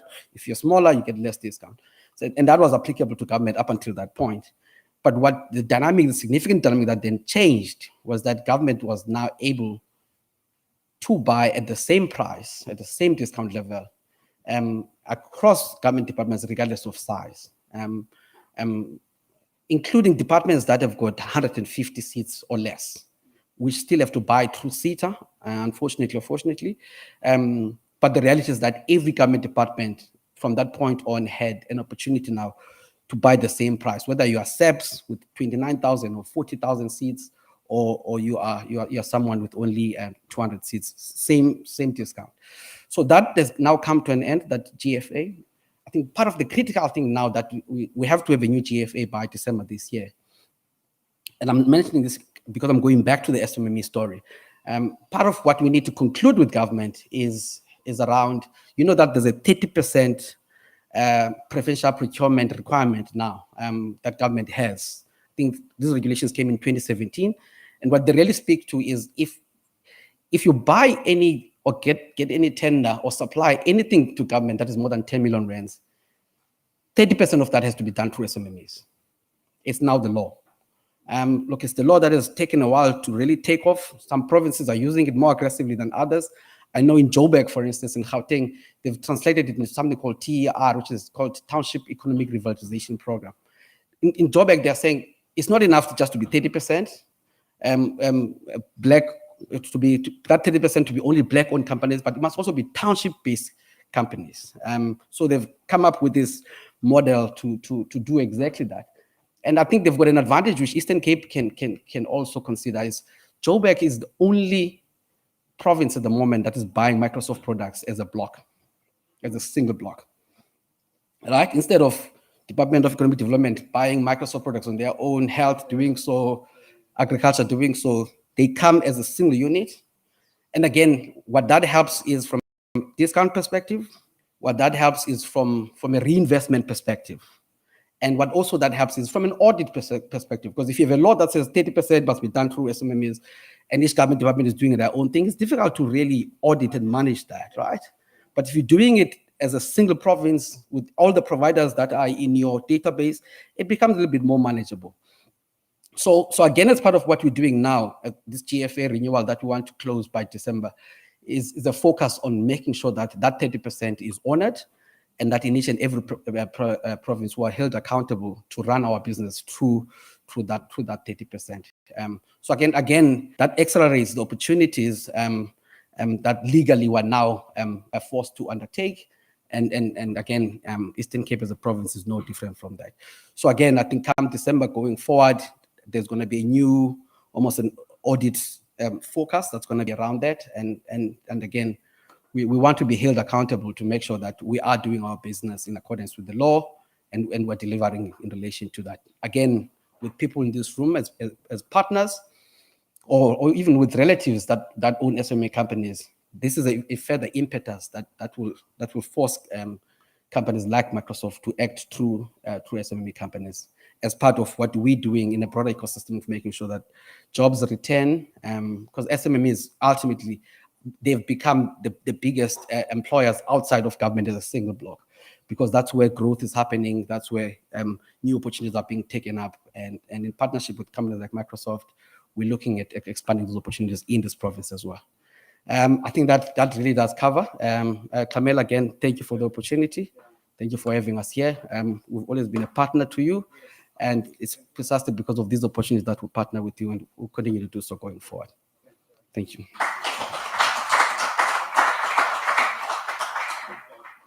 All right, thank you very much.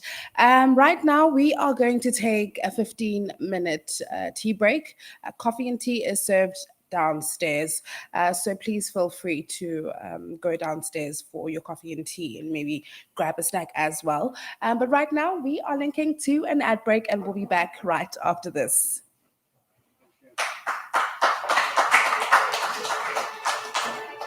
No matter what industry you are in, whatever types of customers you serve, your organization is transforming.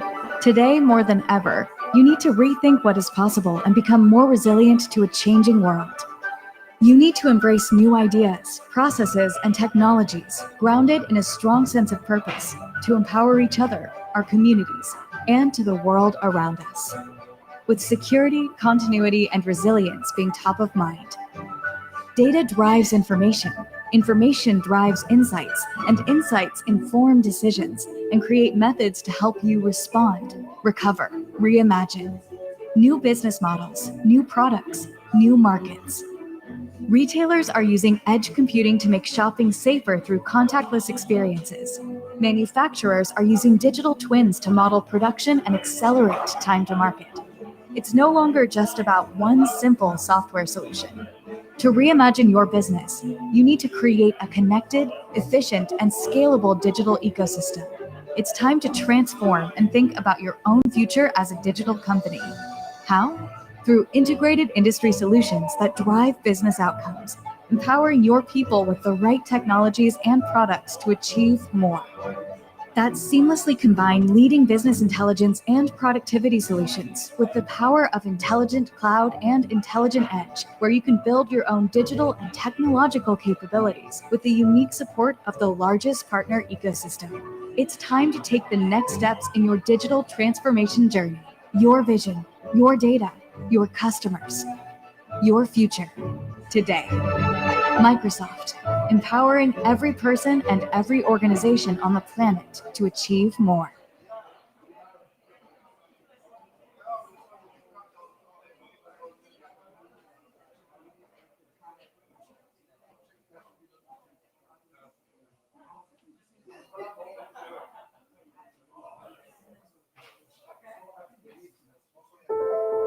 As we're looking forward to the 21st century, what is going to be the foundation of innovation is cloud. It's going to be data centers.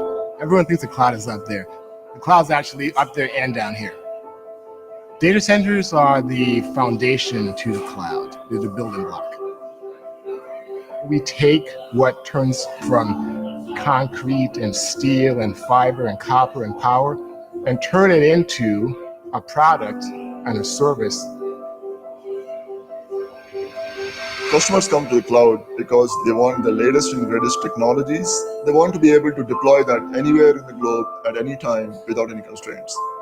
Microsoft's cloud serves over 1 billion customers and over 20 million companies. We need to create a connected, efficient, and scalable digital ecosystem. It's time to transform and think about your own future as a digital company. How? Innovation, but we want to be able to multiply it rapidly every time. So that leads to us finding a very scalable approach to the hardware so that it can be deployed at massive scale across the data center footprint that we have across the globe. Microsoft runs on trust. Cloud services in general run on trust. Trust actually is one of those things where it's not something that you really provide, it's something that you earn. Customers are taking their data, their processes, their livelihoods in a very real way and giving those to us in order to enable us to run them better. We have a strong focus on data privacy, making sure that your data is always under your own control. Our focus when we're looking at our renewable energy goals and our carbon reduction goals is largely around innovation. Really disconnecting growth from impact and ensuring that we can continue to grow our portfolio, but do it with less of an impact on the environment around us. We want to operate responsibly. We want our customers to know that this is a value for us and something that we're committed to. There's no limit to the innovation within Microsoft. This is for the long term and for society in the long term and our customers in the long term. We're just getting started. There's a lot of cool innovations on the horizon.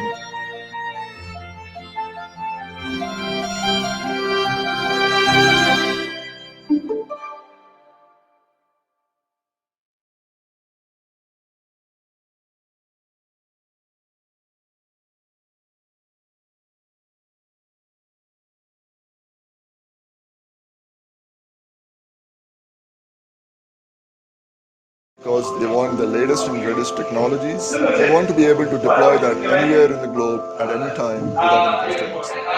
Microsoft's cloud serves over 1 billion customers and over 20 million companies worldwide. We're challenged to deliver availability, safety, security, and then also meet customers' growth demands. We still want that innovation, but we want to be able to multiply it rapidly every time.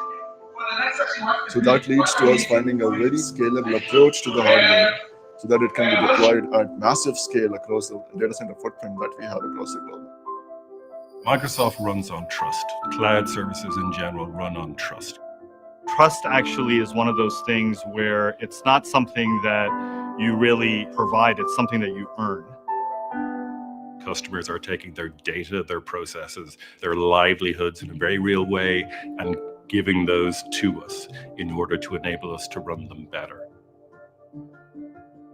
We have a strong focus on data privacy, making sure that your data is always under your own control. Our focus when we're looking at our renewable energy goals and our carbon reduction goals is largely around innovation.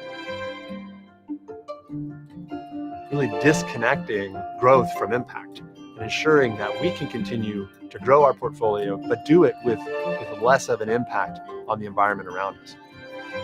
We want to operate responsibly. We want our customers to know that this is a value for us and something that we're committed to. There's no limit to the innovation within Microsoft. This is for the long term and for society in the long term and our customers in the long term. We're just getting started. There's a lot of cool innovations on the horizon.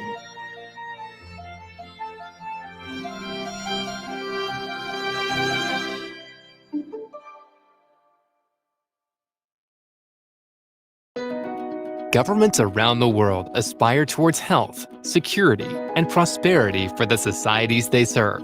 Microsoft is empowering governments with effective, easy-to-use, and secure innovation to deliver extraordinary experiences for government employees and the people they serve.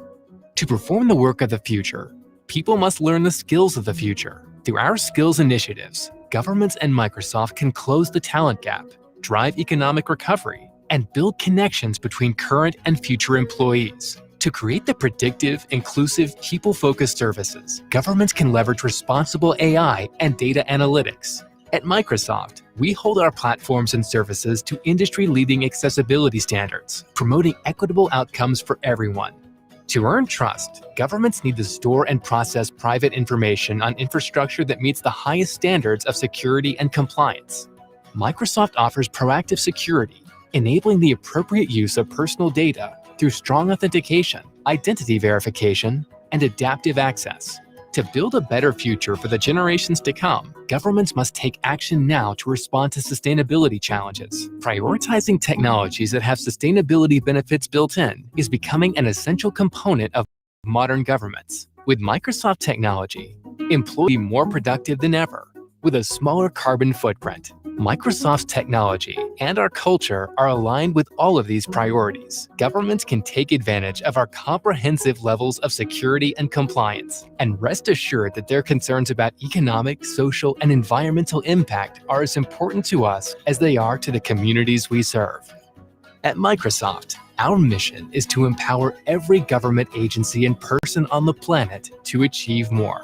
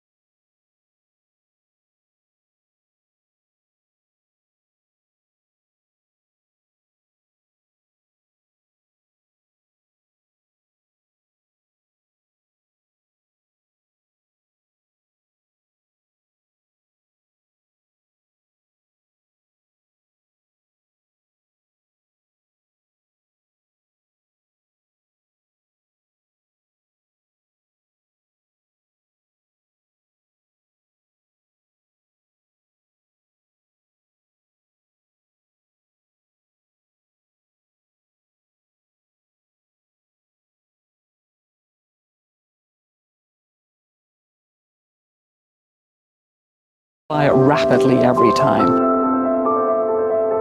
So that leads to us finding a very scalable approach to the hardware so that it can be deployed at massive scale across the data center footprint that we have across the globe. Microsoft runs on trust. Cloud services in general run on trust. Trust actually is one of those things where it's not something that you really provide, it's something that you earn. Customers are taking their data, their processes, their livelihoods in a very real way and giving those to us in order to enable us to run them better. We have a strong focus on data privacy, making sure that your data is always under your own control.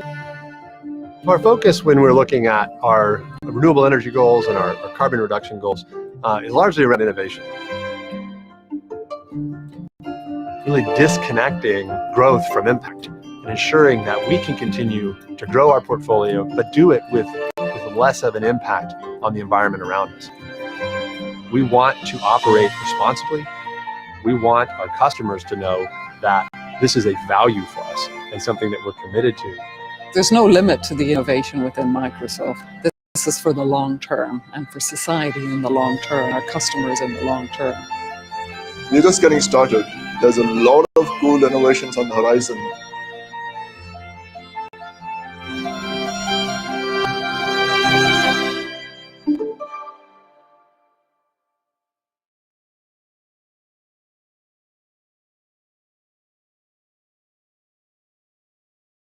Bay.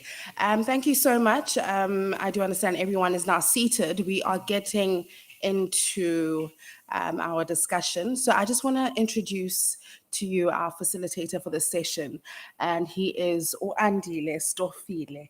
And he's also going to be joined by one of our panelists on stage. So can we please give them a round of applause?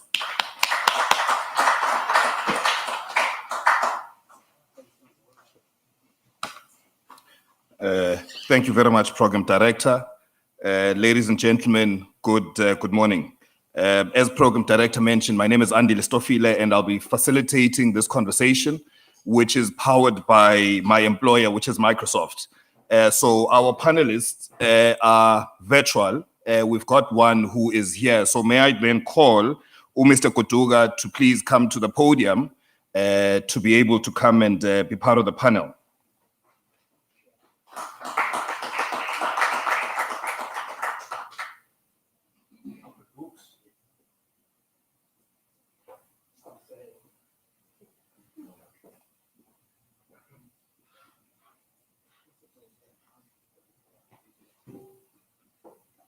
Thank you very much, CIO. So what we're going to do is we are just going to go through a quick round of introductions of the panelists, which is no more than 5 minutes. But in doing the introductions, as I call them up, I would really want us to focus in terms of our introductory remarks to be able to focus on some of the policy environments that currently exist. Because if the policies and the regulations are there to enable the economic reconstruction and development that is the theme for today, leveraging the technologies, then certainly then we need to be able to look at the policy and regulatory environments and how they're able to assist and facilitate this economic growth. So, Mr. Kotuga, let's perhaps start with you in terms of your introduction and just your opening remarks, and I'll call each participant one by one.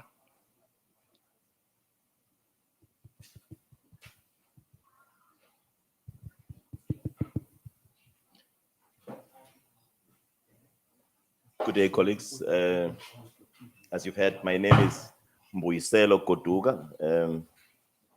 I'm careful about introducing myself. I don't know what you want to know.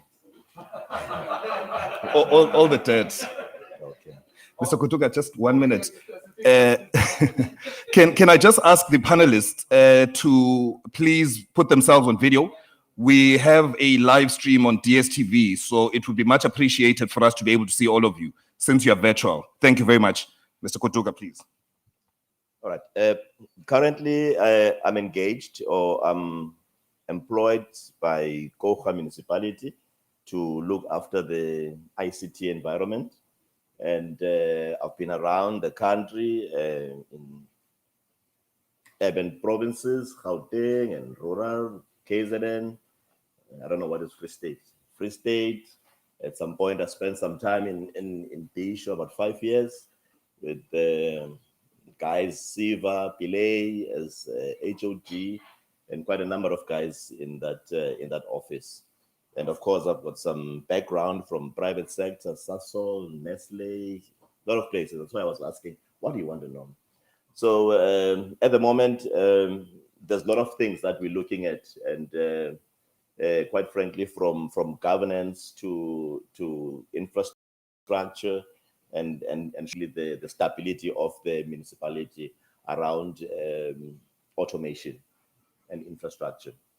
So when I started, we were clear with my colleagues that the priority is going to put the game plan first before we go and touch the nuts and bolts game plan, looking at the strategies and first prioritizing the policies around ICT. So the subject matter is what I'm sitting at the moment. Thank you, sir. Let me then allow for opening remarks, Wesley Appel. If you can please provide your opening remarks and introduce yourself. So good morning, I hope you can hear me. Loud and clear, sir. Yes, so I'm Wesley Appel, and I'm the service support engineer at the East London IDZ. And I have the daunting task of protecting East London IDZ's data in the ICT. I also have apologies for my CEO, Mr. Simpiwe Kondlo. Unfortunately, he cannot make this event because of prior engagements. Thank you. Thank you, sir. Thank you, sir. Nonzwakazi Kumete.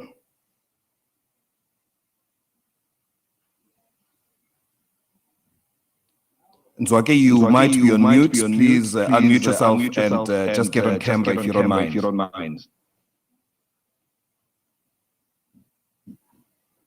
Okay, maybe she might be having technical challenges. Let's go to Usis Pumeza Sume. Please do introduce yourself and some opening remarks. Hi, can you hear me? Yes, ma'am. Okay. Hi, I'm Pumeza Sume from Nelson Mandela Bay Municipality. I'm currently heading the ICT department. What I would like to focus on is my opening remarks is in terms of cybersecurity for NMBM. We've just recently migrated from the Novell platform to the Microsoft Office 365, whereby we've recently activated some of the policies, and we have implemented the proactive security management, the multi-factor authentication, and endpoint device protection.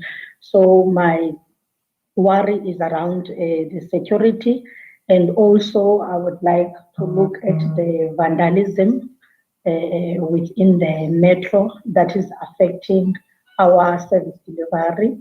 As I'm currently speaking, some of my high masts are down and other users are not able to connect on one of the high masts has been vandalized.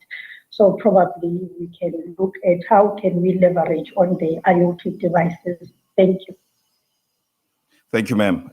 Prof. Daryl van Grienen, please do excuse me if I've bastardized how your name is pronounced. Good morning, everybody. Thank you very much for the opportunity. My name is Daryl van Grienen. I'm a distinguished professor of information technology at Mandela University in Gqeberha. I'm also the director of the Center for Community Technologies. And my primary aim and objective at this point in time is to see how do we achieve the fourth industrial revolution and digitization that will transform the South African economy through reimagining how we do things in terms of innovation and creation.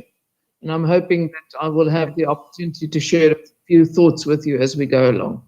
Thank you. Thank you, Prof. Nonzwakazi Kumete, if you are back, please do put yourself on video and unmute yourself.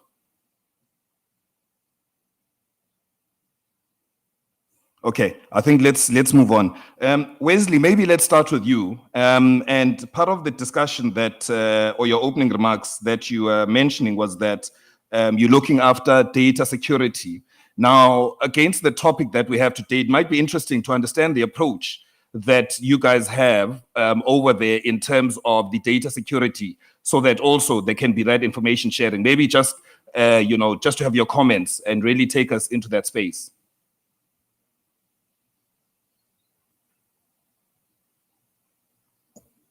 Hi there again, thank you. So I have prepared this presentation around this London RDZ's approach to data and cybersecurity. Give me a second here to get the screen back up. Okay, so just to give a brief background about the RDZ, although we are an industrial park, ICT remains an enabler and an important driver for the business. The change in our program from an industrial development zone to a special economic zone has enabled the London RDZ to expand its service offerings in the ICT sector, and therefore we've identified and prioritized the ICT sector as an area of growth in our current 5-year strategy. Sorry, I'm just trying. So, within our value chain, ICT as a value-added service supports our manufacturing platform and soft landing with out-of-the-box ICT services like broadband and VoIP. In order to illustrate in a simplistic view how data and security have evolved over the past 20 years, I have created this diagram with the past on the left. So, excuse me, Wesley, sorry, your presentation is not coming up, it's not visible. I'm sorry about that. Apologies for disturbing your chain of thought. Not a problem. Can you see it now? Yes, sir. Okay, apologies for that. So if you look at the diagram on the left, which is where ICT kind of was 20 years ago, with a corporate LAN and WAN with most users having desktop computers, data resided mainly on-premise with backups to tape or protected by a perimeter firewall, traditional antivirus, and a manual approach to patch management.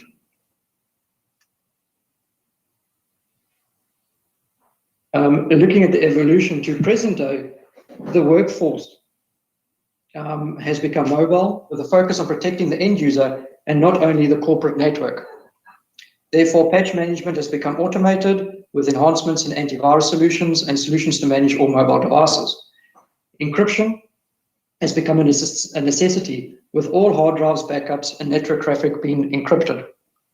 Data now resides in multiple locations from on-premise to mobile devices and cloud environments, and backup solutions have improved to allow almost immediate disaster recovery failover, support for more backup mediums, and immutable backups to stop ransomware and deletion. Firewalls have become more intelligent, and there's a host of other gateways available to secure specific services. Identity management, along with behavior analytics, is an interesting area where artificial intelligence has a great use case. These technologies further fit perfectly into the Security Operations Center. I have noted a few challenges relating to data and cybersecurity. Firstly, there's a need to understand where your data is and how to adequately protect the data in this distributed environment. This being the mobile workforce and the expansion of hybrid cloud.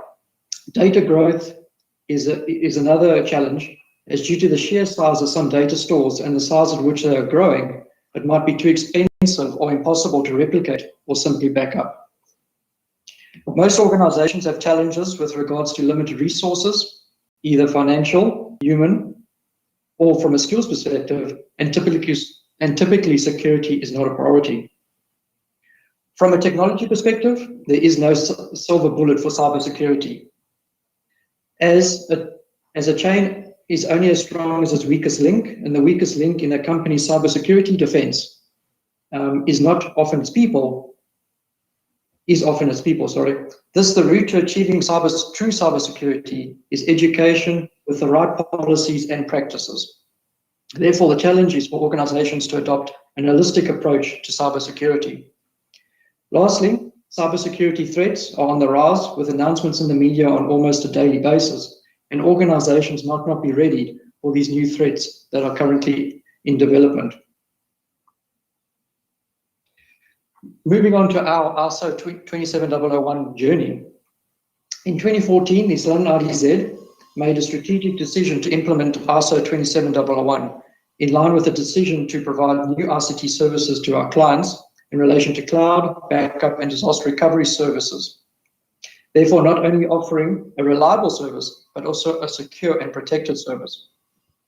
ISO 27001 is an international standard on how to manage information security in the form of a specification for an information security management system.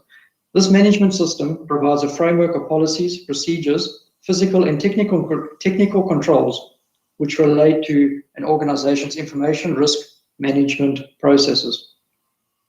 This initiative includes the following set of objectives that we've outlined, which is to gain information security awareness and management support within the organization, develop relevant documentation and process controls compliant with the standard, align information security practices of the East London RDZ to international standards, and prepare the East London RDZ to successfully obtain and maintain the ISO certification. The operations of information security management system provides the following benefits for the East London RDZ: protection of revenue streams and company profitability, ensuring the supply of infrastructure, goods and services to customers, maintenance and enhancement of shareholder value, compliance with legal and regulatory requirements. In 2018, East London RDZ achieved its objective of becoming certified for ISO 27001 and has since followed a process of continuous improvement. The team has further embarked on a process to become ISO 27017 and 18 compliant, which is a security standard developed for cloud service providers and users to promote a safer cloud environment and reduce the risk of security problems. East London RDZ is currently in its first assessment process with regards to these standards. As an ISO 27001 implementation can be costly and time-consuming, the implementation of the standard might not be applicable or required from a compliance perspective for all organizations. However, an approach should be considered to manage the various controls and best practices relating to the various areas within data management, cloud, and cybersecurity. Wesley, you've got 1 minute. The following areas as part of its approach to cybersecurity, being our holistic approach. Firstly, technology.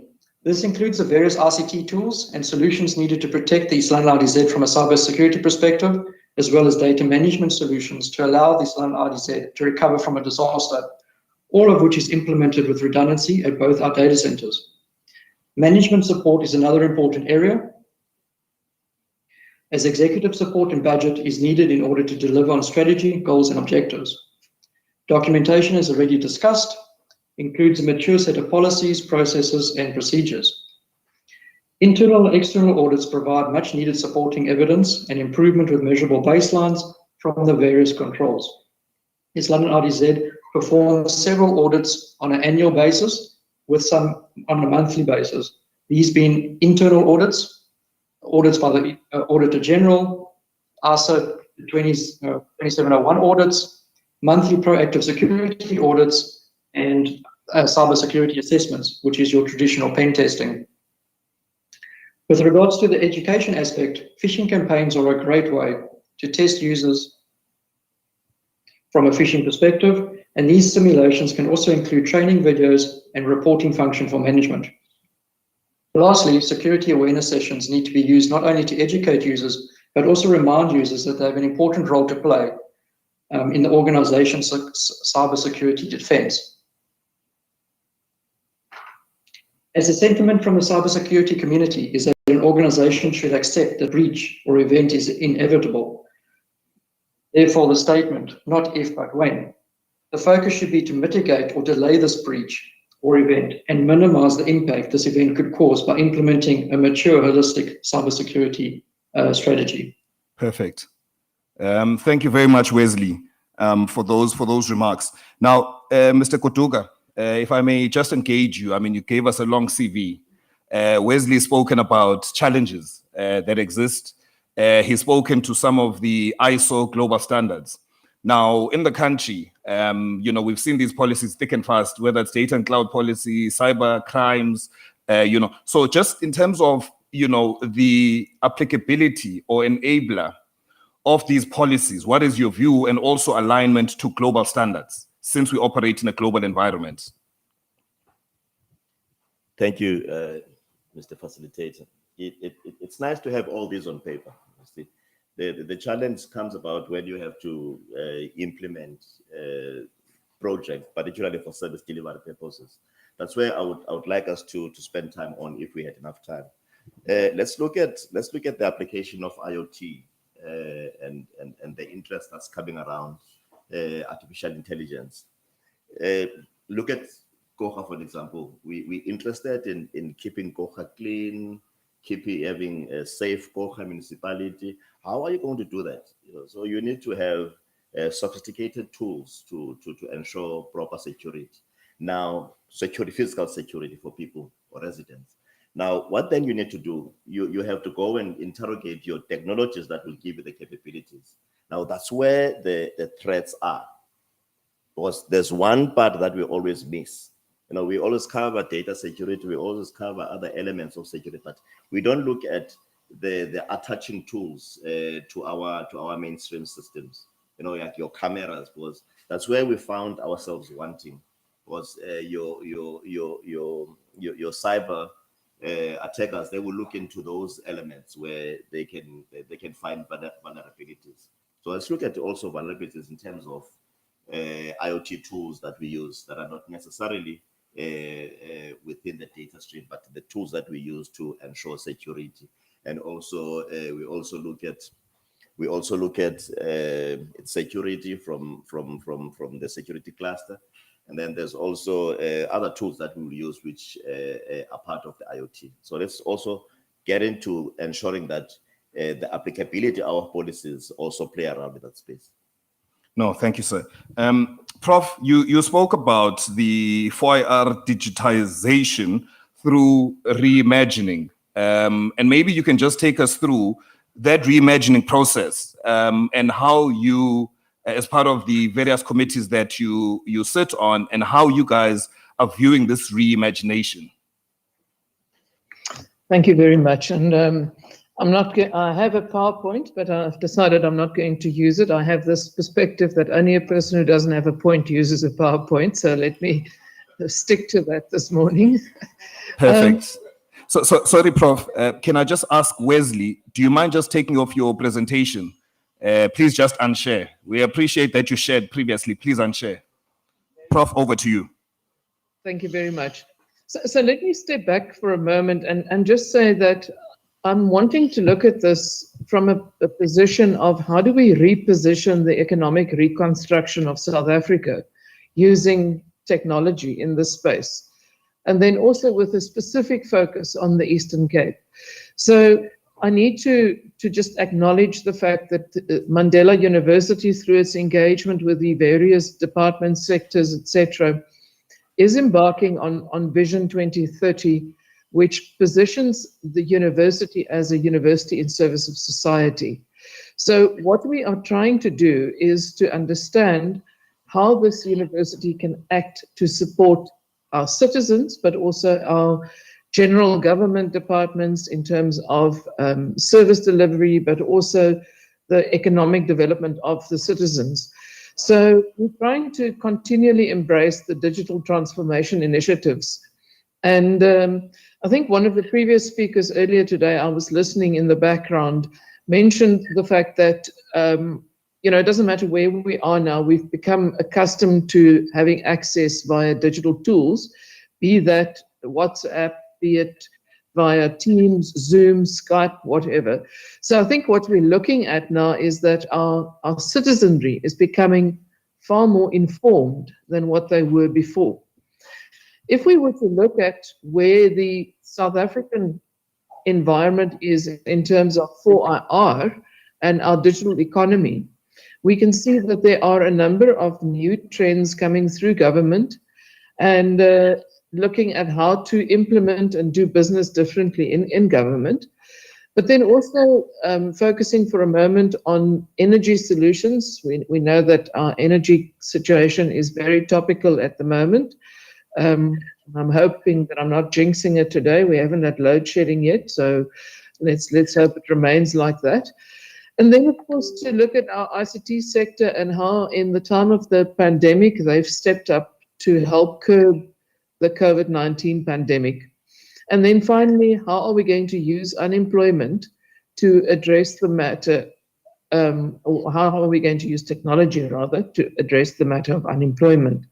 So for me, there are quite a few key words in that, and the words encourage, fighting, reinvent, increasing, modernizing, improving are things that come to the fore. So how do we improve our healthcare and human capital? How do we monetize and modernize our agriculture? We have a large agricultural sector in this province. How are we using 4IR to tap into that? Are we reinventing our labor force and our skills and the production thereof? So I think we need to pause for a moment and take stock of where we are in society as we speak, and look at some of the key challenges that our province and our country and our continent are facing. And some of that is the labor skills mismatch that we have at the moment. We have a labor force that is skilled to work very differently to what is required as we go forward in our supposed new normal. We need to look at how do we create institutional capacity that can drive and support innovation. And then, of course, with that always comes the physical and digital infrastructure. Now, some of the colleagues have already referred this morning to the lack of digital infrastructure. And then probably one of the key factors in going forward is how do we drive entrepreneurship? And what are the new niche areas in IT industries that we need to identify? So I think also, and then finally to say, how do we take our workforce that we have now and how do we recreate, innovate, and co-create with our workforce?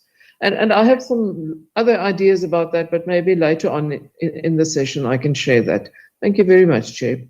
Thank you very much, Prof. You mentioned some very critical things. Now, let's maybe take a step, one step ahead. Part of the theme is around economic recovery of South Africa. And I'd just like, Sis Pumeza, for you to come in. Now, just flowing from what the Prof has mentioned, you look at the economic recovery plan, reconstruction and recovery plan of the country, and particularly Section 4.6. And it looks at, the need to be able to reskill and retain the workforce and basically build a fit-for-purpose workforce in the country, again, which the Prof has alluded to, because unless that is done, you've got a mismatch between the demand side and the supply side. Just by a simple example is you had one of the banks that were looking for data scientists, 3,000 odd data scientists. And, now, Sis Pumeza, the one thing is, the skills part, and I'd like you to elaborate on that, but particularly is the change management and the adoption of these technologies, because you can have all these brilliant technologies, but unless there's a proper change management, people will still be using analog rather than digital. So if you can just take us through also some of the experiences, practical experiences that you have within, within your environment. Okay, thank you.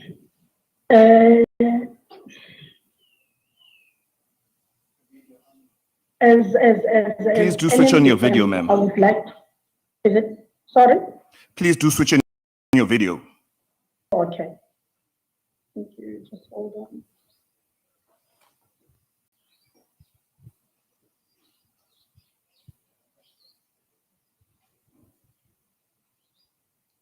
If you're struggling, we can just carry on in the interest of time.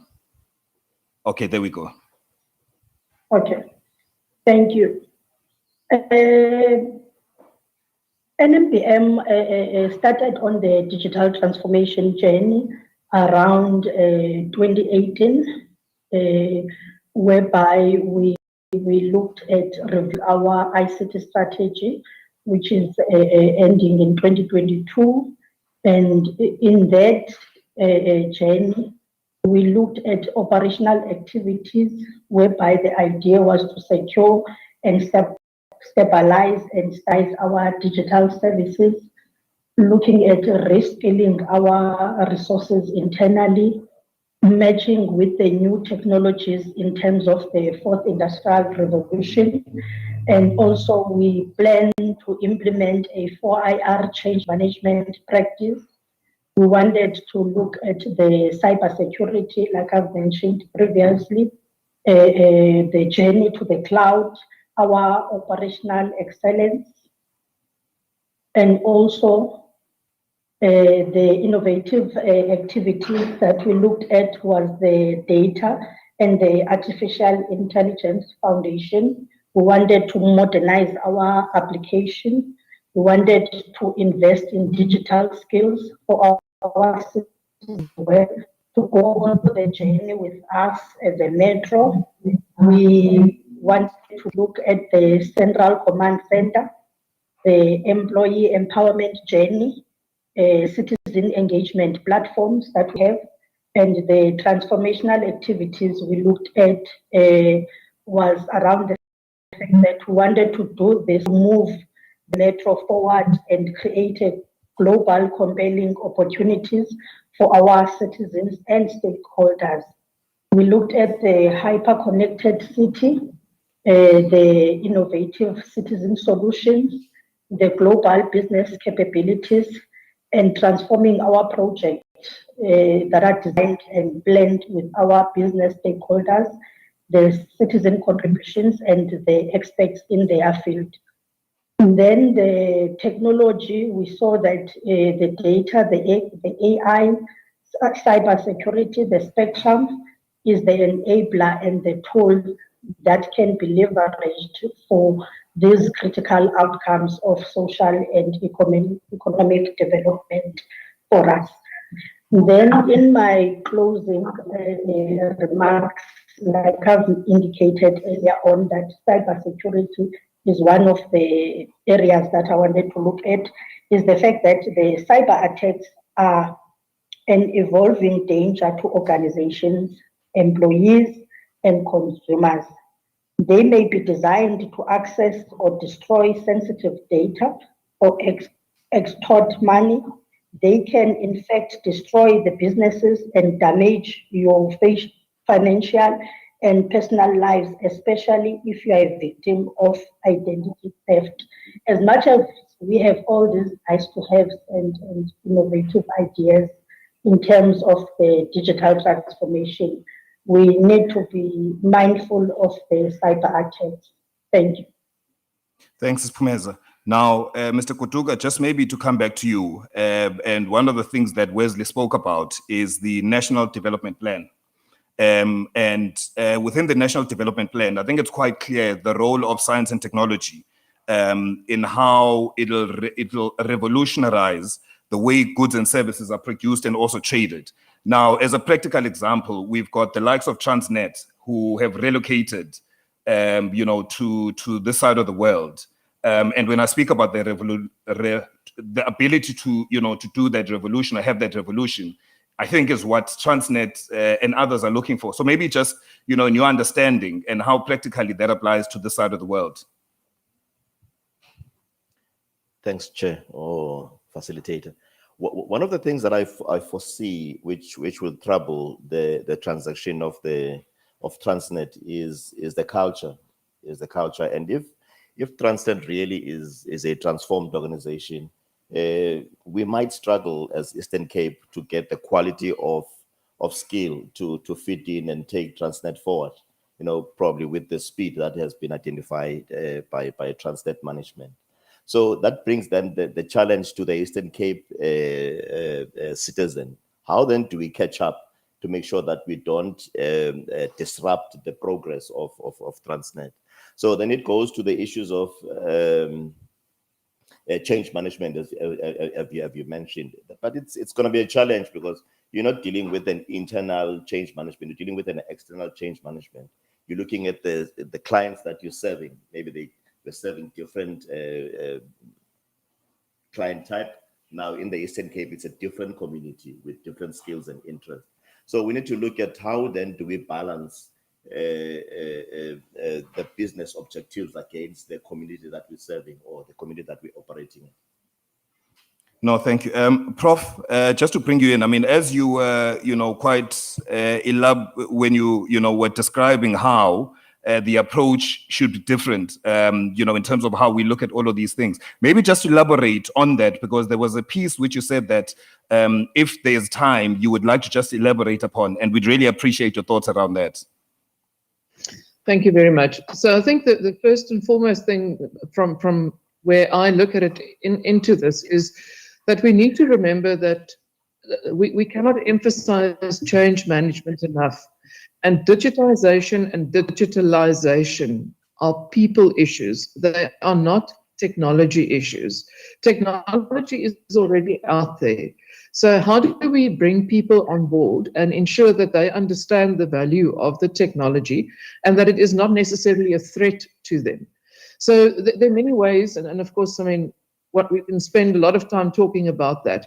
But for me, probably some of the most important ways would be to ensure that we form strong partnerships with many different organizations. And I can use the iHub as an example. Mandela University has signed an agreement with iHub where we will be working with them together. And in order to achieve that change management, we will be piloting some digital solutions that will show people what is in it for them. It is not a question of just we bringing technology and technology is now the silver bullet. You need to take people and show them how will this change their lives in going forward, and how will it not put them out of a job, because that is the other question that immediately comes to the fore. So looking at the manufacturing environment, how will we work smarter using technology as opposed to just bringing technology in for the sake of technology? I can use the healthcare environment. Recently, we've assisted the Department of Health in putting in a cloud-based hospital management solution in the Nelson Mandela Bay metro area. And that is just something that has not happened yet, where public sector is now running off this cloud-based solution. So I think those are the kinds of things that we need to do. But then in addition to that, I think we need to change our mindset as to how we train up our future workforce. A lot of the jobs that people are training for now do not even exist yet, and we don't know that they exist.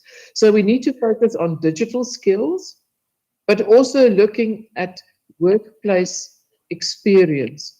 And so internships and the likes thereof.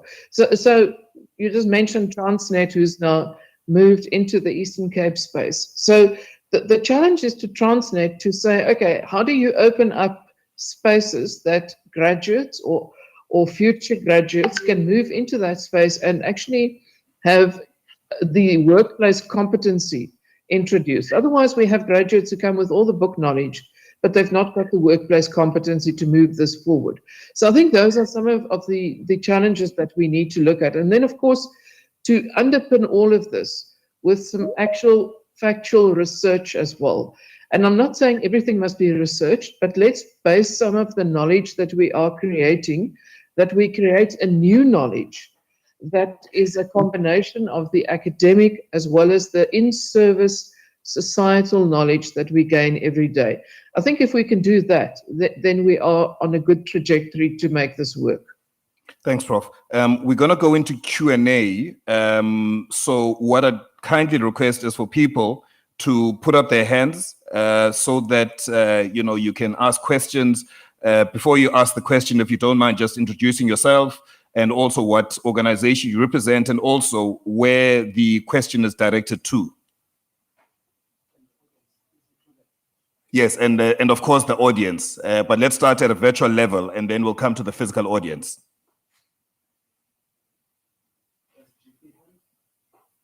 So there's a hand from GP. GP, please unmute yourself and come with your question.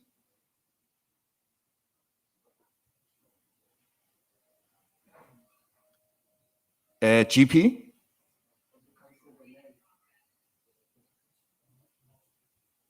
Okay, so I think GP might be having issues. Maybe just from the floor here, just to maybe take one or two questions or comments that we have on the floor.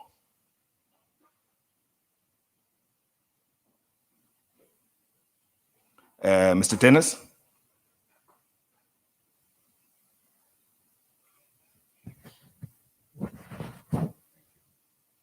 Gentleman took pride in cleaning my microphone. Thank you very much. I think the comment from me, Andile, is really, I think all the speakers are saying the same thing, essentially, in terms of how technology can be utilized in various shapes and forms. But I think fundamentally what is coming out quite strongly is how does one apply that? And what becomes a priority in the bigger scheme of things?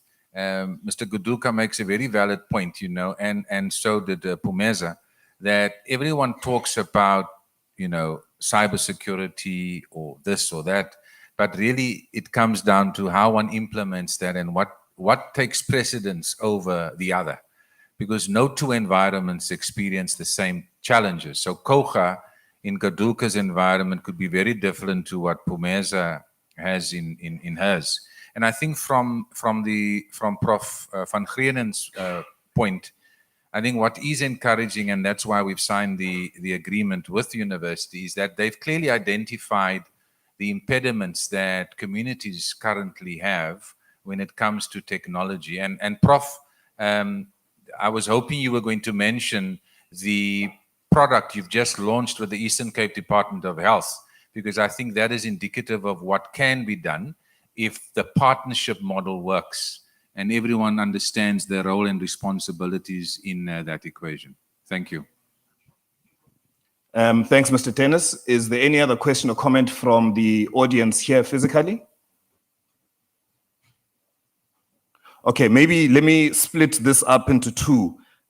Wesley, I think, you know, being someone who's technical, you might have a better understanding of, you know, Daryl speaks about the fact that we've got all of these technologies, they exist, etc., but the how becomes important firstly, and also the prioritization. Maybe you can speak to us from your organization point of view with those 2 points.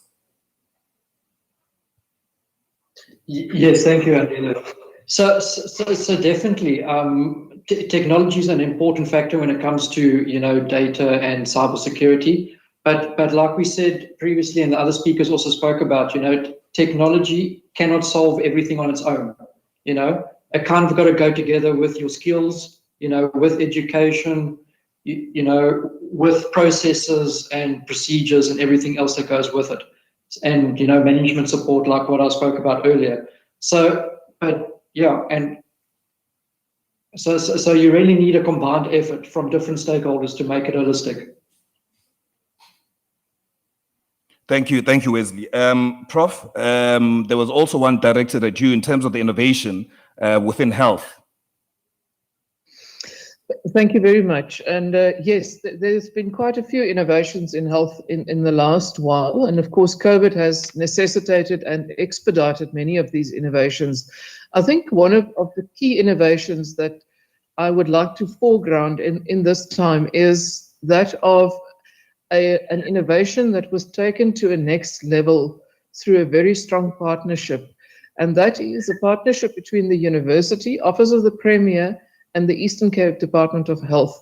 Eastern Cape Department of Health, and it's a pity Ms. Gumede is having some challenges with the connectivity, because they have an in-house cloud-based solution that was developed by their team. It was piloted in Frere Hospital for a number of years, and it is now rolled out into 8 facilities in the Nelson Mandela Bay Metro, as well as in Sarah Baartman. And the plan is to roll that solution out further. Why is that innovation? Firstly, it's cloud-based. It is completely owned and developed by the Eastern Cape Department of Health. The university is its implementation partner. So we do the training, the support, and everything else. I see Ms. Gumede says she is online, so she can hear. Maybe she could just type something in the chat as well. So I think this is such wonderful innovation, and the Eastern Cape for once is showing that we actually can do this. These solutions are going into the most rural parts of the Eastern Cape. And the beauty of that is whether you have a desktop, a laptop, a tablet, or a cell phone, you could access and admit patients and discharge patient files from those facilities. And of course, that in the bigger scheme of things where we are at now from an innovation perspective, we have a national health insurance that is due to be rolled out in due course. This is trend setting because this is a secure solution hosted in the cloud. It does not cost a cent of money. And I'm sorry, the commercial partners here, but that is the reality, that we need to start looking at our own homegrown initiatives and innovations, because after all, we know what it is that we need. So if we can build forward on that, I think that will take us very far in the near future. Thank you, Prof. Nzwaki, I'm led to believe that you are now online and you've sorted out your technical issues. Maybe if you can just come, off mute and just, introduce yourself, and also just some remarks, perhaps building on what the Prof has said, and also other ones. So we'll give you maybe about 3 or 4 minutes to do that.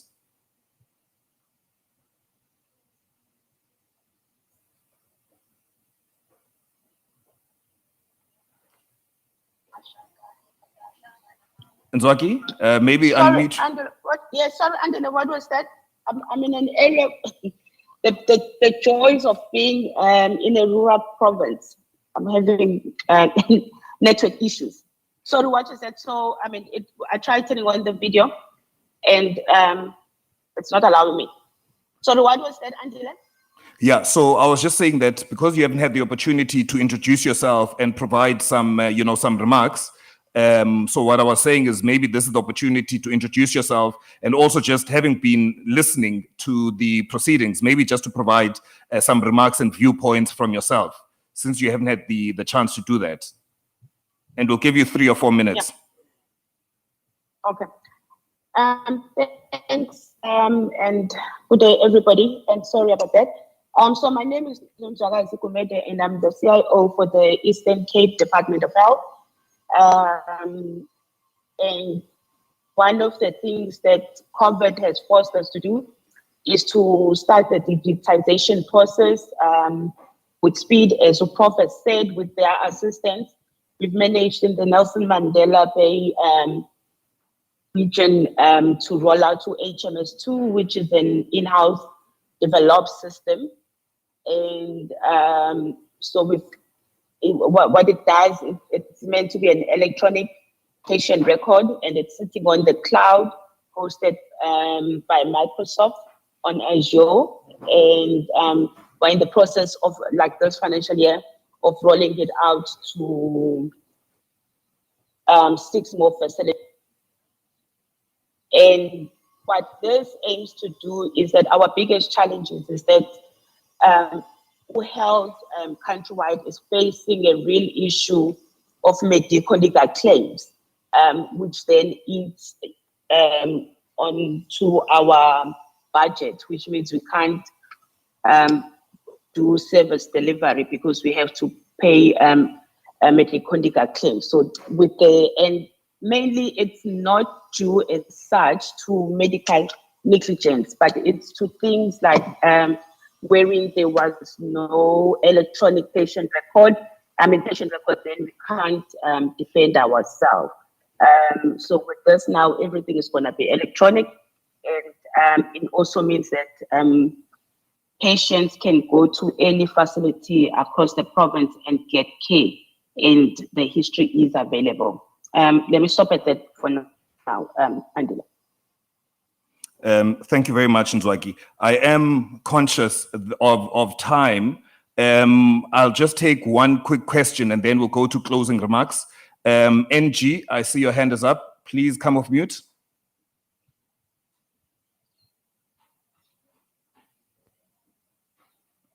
NG. Okay, NG, I guess then we will come back to you some other time. So maybe just in wrapping up then, just to maybe get some concluding remarks, which is just literally 1 minute because we've got a hard stop shortly. Wesley, your 1 minute starts now. Thank you, Andela. So, yeah, you asked me about technology, and the reason that we said, that cybersecurity and data protection and all these other technologies is not about technology is because there's so many solutions out there. There's so many products and OEMs. And at the end of the day, you got to really find your business fit and to make sure the solution can do. And it's all about your project management, your benefits, change control, and all those other management topics as well. I don't think I've got any more comments. Thank you. Thank you. Sis Pumeza.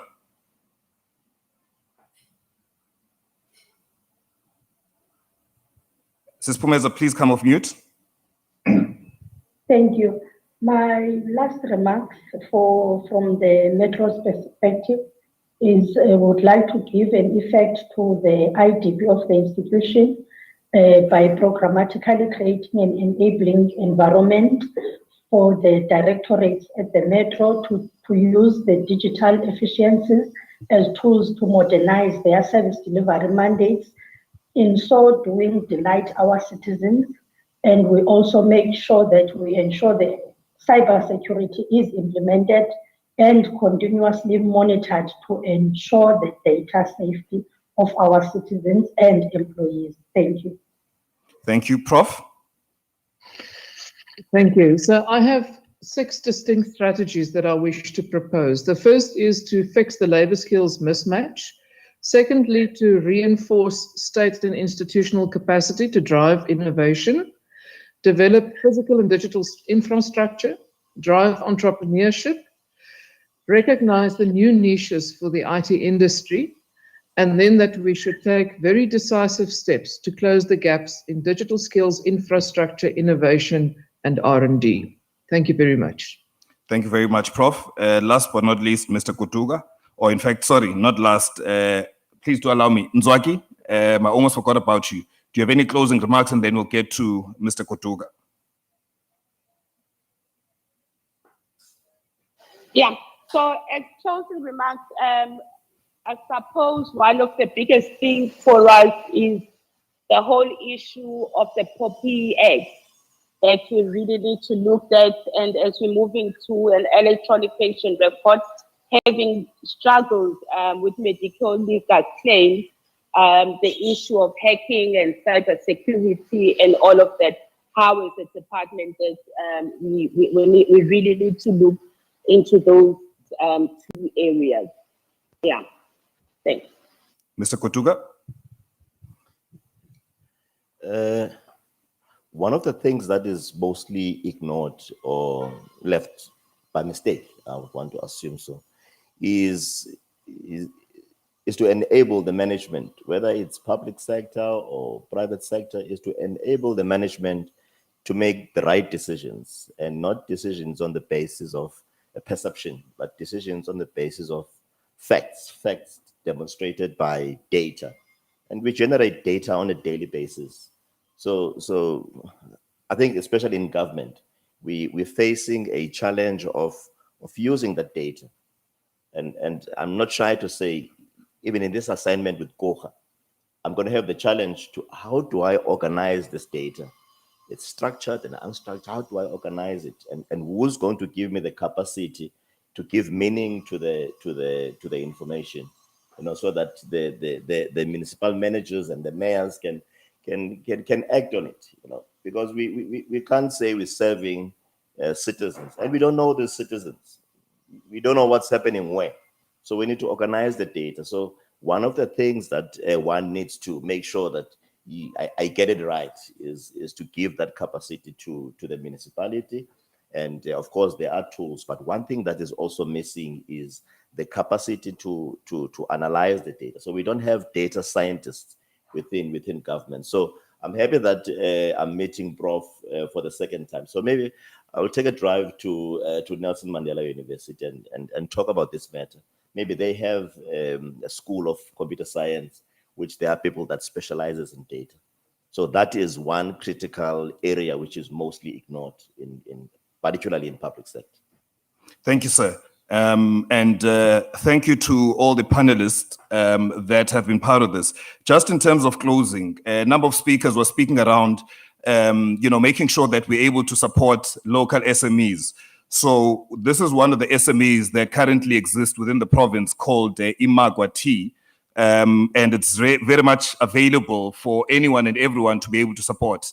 The second point, which I just want to raise, again, I also need to pay for my flights, is that Microsoft is really keen to be able to do business. We are doing business with a number of government departments. I think that we have proven time and time again that we are able to support and also make sure that, issues of data, locality, et cetera, based on our data center that is here, we're able to address those issues. The last thing is the how. The how is that my boss spoke about the government framework agreement.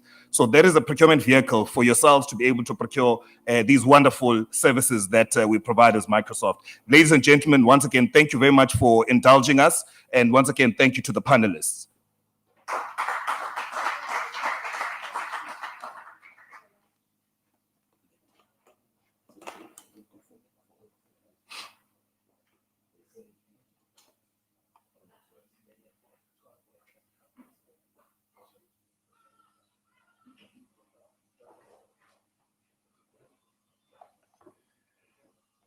Ladies and gents, thank you very much, Stoff. As always, job always done exceptionally well. And to the panelists, thank you too. In the interest of time, ladies and gents, we're going straight into the remainder of the program. And I'm now going to call up Mr. Kevin Naidu, whose theme is that on thought leadership. Just for the interest of time, after Kevin, we'll have Clifford David, thereafter Vuyani Dayimani, and then lastly Ray. So Mr. Kevin Naidu, over to you, sir. Thank you.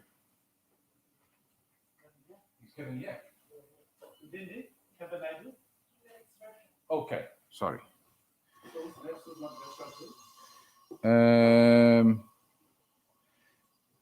I think it would be Ray that's not virtual, because Vuyani, Kevin, and I would imagine Clifford is also virtual. Come on. Okay. So sorry, ladies and gents, we'll go to Clifford, who's the CTO for Netstar, who will be talking around how IoT and big data is changing the world. Mr. David, over to you. Thank you. Hi, good afternoon, everybody. I hope you can hear me. So if maybe somebody on camera could just stick up their fingers if you could hear me, that would be fantastic. No, we can hear you clearly. Thank you, Clifford.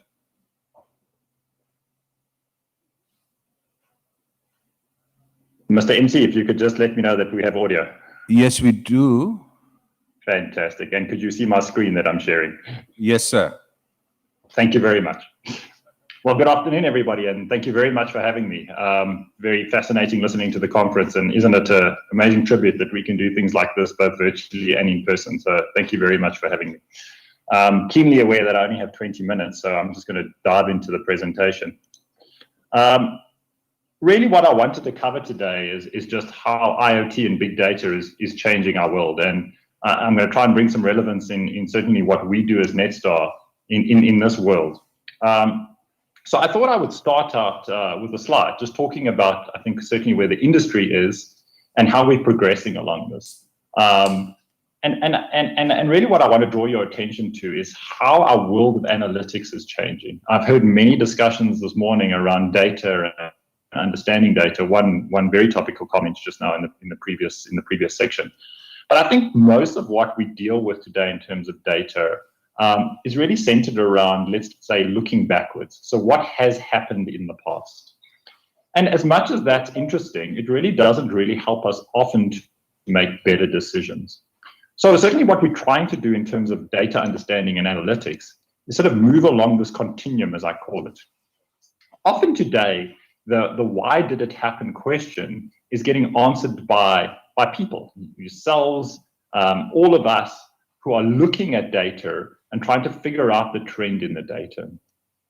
But as we kind of get better at understanding our data, as we start using principles like machine learning and artificial intelligence, we're starting to see patterns in data that will help us make better decisions. And so we're starting to answer the questions that will say, well, what will happen? And we're getting into the world of where our previous data can help us build predictions of what is going to happen.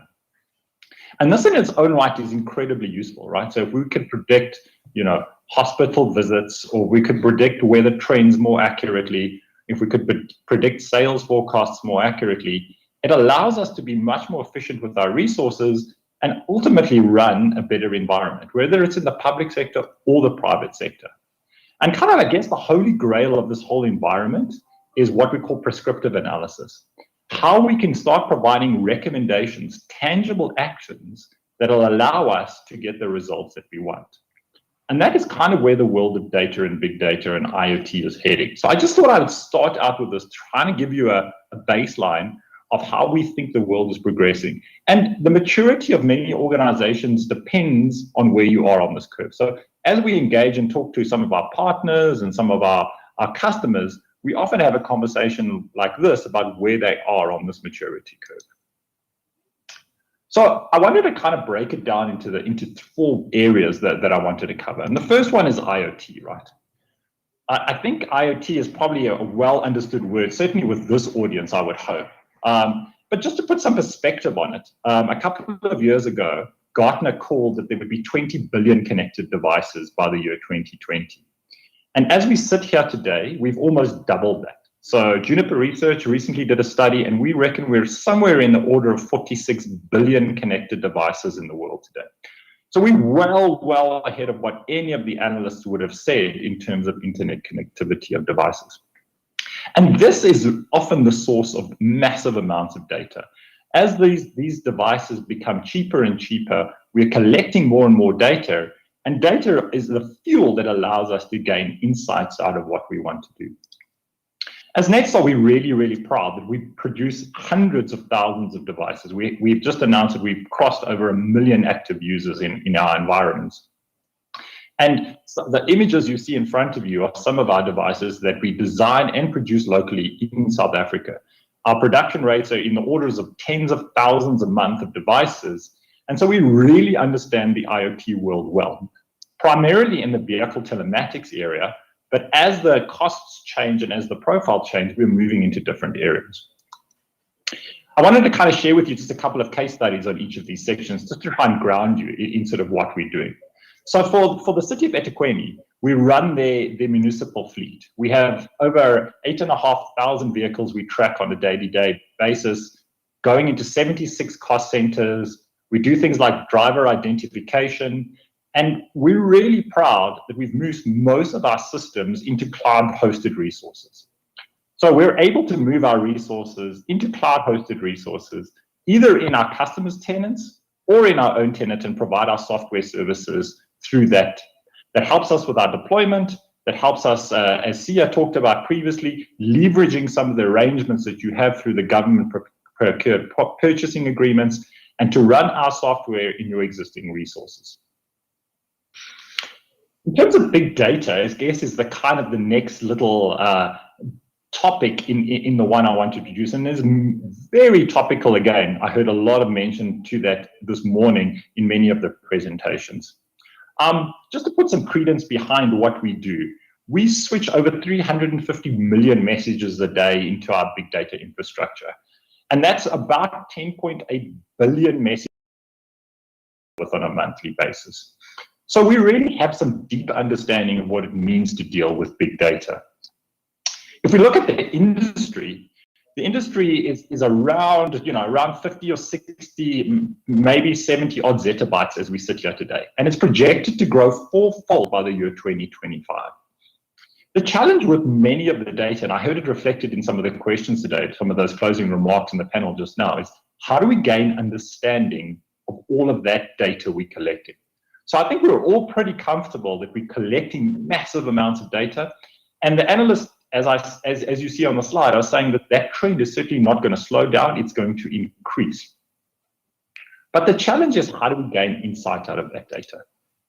And for us, we think very deeply about that. So we take those 350 million messages that we have a day, and the way we like to think about it is refining our product. So if I could draw an analogy to the mining industry, which I think we're all pretty familiar with, is as a country, we're really good at mining resources out the ground. But often we provide those resources to other countries to add the additional values. So we take our resources and the refinement happens offshore. We think about our data in a very similar analogy. We're really good at producing IoT devices, collecting massive amounts of data. And so the next challenge for us, and one that we actively now have services, is refining that data into tangible insights that we can share with our customers about how to run their businesses better, how to run their fleets better, how to get understanding of what's happening in terms of movement data, all through our telematics platform. And so we have a set of data as a service offers that we work with our customers on to provide insights behind that data. I'll give you an example of two of those. So here is an analysis of billions and billions of records in our telematics system that shows you the movement data, interprovincial movement data over the two last big lockdowns. So you can see that Gauteng accounts for most of the movement data across provincial boundaries when compared to the rest of the country. And you can also see that in the level 4 lockdown, there were hundreds of thousands of less trips than there were in the level 3 lockdown at the same time, a previous year before that. And so this is just a small example, the type of insights you can gain by analyzing data. And this is not personally identifiable information. This is when you analyze data at massive volume and you see interesting trends. I'll give you another example in the healthcare industry. So what we did with this data was we looked at how many hospital visits were being delivered by people traveling in their vehicles to get hospitals. And you can see on the graph on the left how the number of hospital visits mimics, obviously the COVID levels in the country. But what was particularly interesting was to see the average distance that people traveled to get to hospitals. And because we just don't have demographic or movement data at a specific location, because we have travel data, we can then gain insight out of like I said, the distance travels to certain facilities. And you can see, for instance, in Gauteng, in April, there was a large average distance traveled to a hospital. And we account this to people traveling out of province, so cross-border, to visit hospitals in Gauteng. Now, imagine this, coming back to the previous question that was asked, imagine this insight data when you're planning a new facility, when you want to understand what the movement data is in your particular geography, how valuable this insight can be and how you can plan facilities and actually traveling to use facilities in certain areas. So another case study is one that we're particularly proud of, is that of Toyota. We as Netstar have what we call an OEM agreement with Toyota, where every single Toyota that's produced in South Africa is fitted with a telematics device and an in-car Wi-Fi device that we produce locally. This is a very unique relationship, not mimicked by anybody, and actually unique within the Toyota family. Like I said, it's all locally manufactured and fitted into those vehicles, and it provides all of those customers with roadside assistance. We do, through our machine learning algorithms and our fault detection algorithms, we can do impact to notification and analysis to make sure that the health and safety of people in those vehicles are okay. And ultimately, in terms of big data, we currently have a fleet of about 210,000 vehicles, increasing at over 10,000 vehicles per month. And so you can really get a feel of how we're able to deal with massive amounts of data and provide services to our partners and customers. The last bit I wanted to kind of cover was the concept of machine learning. And again, I heard this talked about a lot this morning, but in my dealings with customers on day-to-day basis, I find the concepts of machine learning are really not well understood, even among communities like ours. And so I thought I'd take a minute or two just to kind of give you a view of how I think machine learning is fundamentally different and why it is such a revolutionary technology for many of us.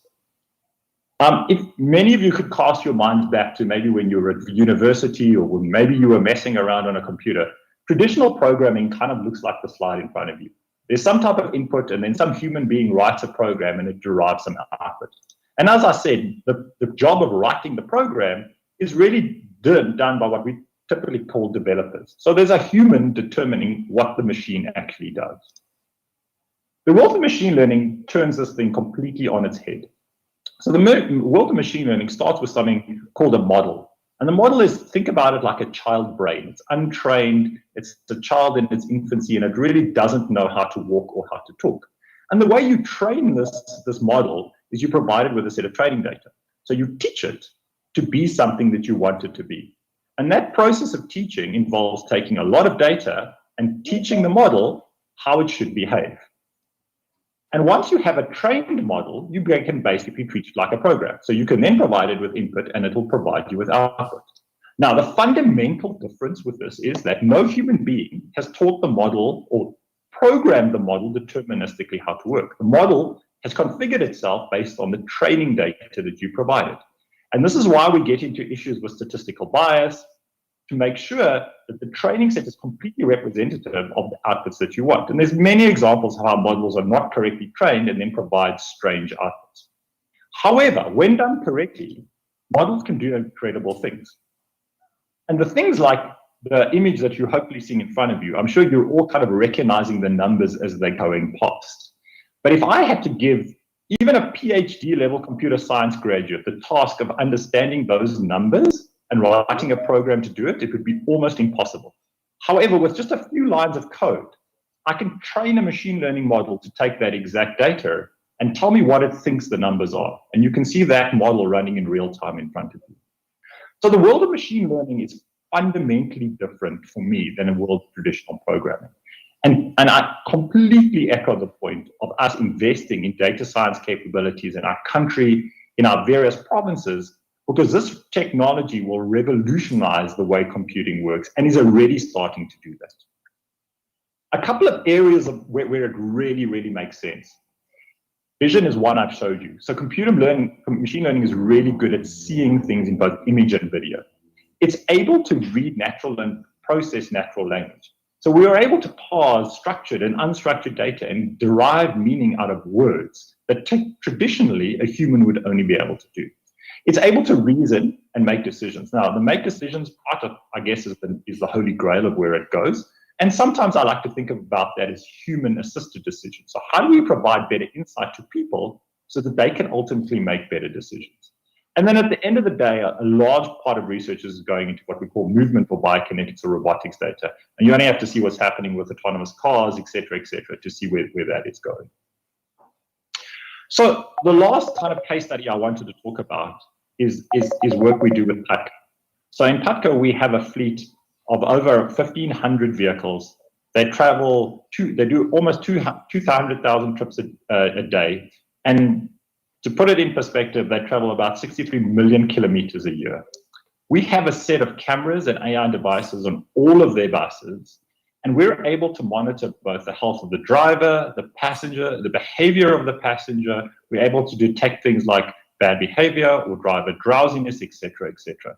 We're employing a set of AI technology in our back-end services to monitor that data and provide health and safety capabilities to both our customers and to ensure that the passengers of that customer ultimately have a safer ride. I wanted to just talk a little bit about, and I mentioned it previously, the concept of local production or our take on economic reconstruction. We have just over 1,000 employees in our organization. But if I look at our partner network in what we do in terms of creating jobs and creating local innovation, we have hundreds of people that we hire in our value chain. So a couple of the images that you can see in front of you there are some of our manufacturing partners that manufacture all of our IoT devices, our plastics partners that produce plastics locally, our foam partners that produce foam devices for putting inside our plastics, and of course, our own staff and services that provide these to our customers. Not only that, and not only do we think about ourselves as a proudly South African company, but we are starting to service geographies all over the world. So we recently have expanded into Australia, into Malaysia. We're busy expanding into Europe. And this is such a good South African story where we're providing these services, all our homegrown innovation, not just to our local and African market, but to a global market. I'm going to stop sharing my slides just for 1 second so I can share my audio, and I'm going to play you a quick video just to close out my session.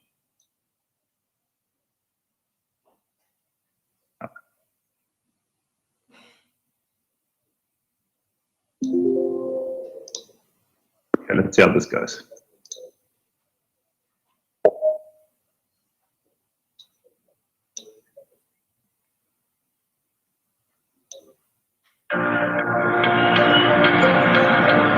Every day, we take someone to work, either to a family member far away or the nearest shop for groceries.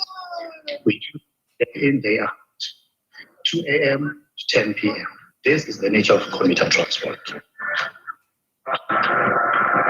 My name is Jack Sigwaina. I'm the Group Operations Executive for Patco. We are South Africa's largest and oldest bus company. We operate roughly 1,400 vehicles. We transport over 290,000 commuters on a daily basis.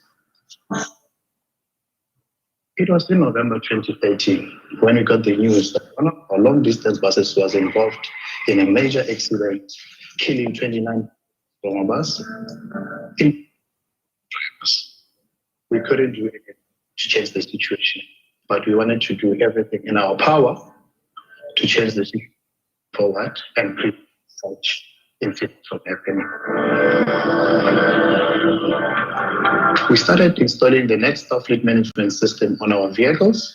We soon realized that we could do more with Netstar as our business partner, more than just packing. They could assist us with safety.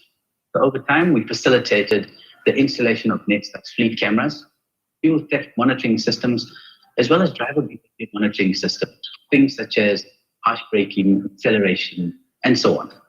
We also compile detailed accident reconstruction reports for patrol necessary. 4 years ago, we've seen almost 7% reduction in the reported accidents. And the claims against Patco also came down by 36%. Netstar is more than just our safety and technology partner. What their hardware and software technology allows us to do, it's incredible. And it means we can focus more on moving people safely on a daily basis.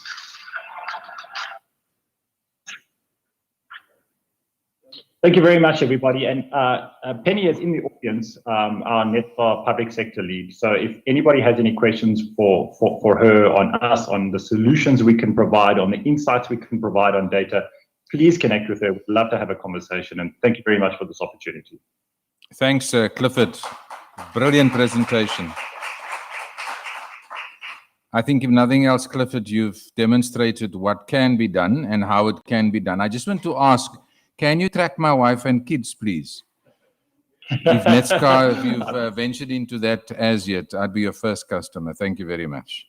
I'm now going to call up Kevin Naidu. Mr. Naidu, if I think it's virtual, am I right? Yeah. Mr. Naidu, can you hear us? Mr. Naidu?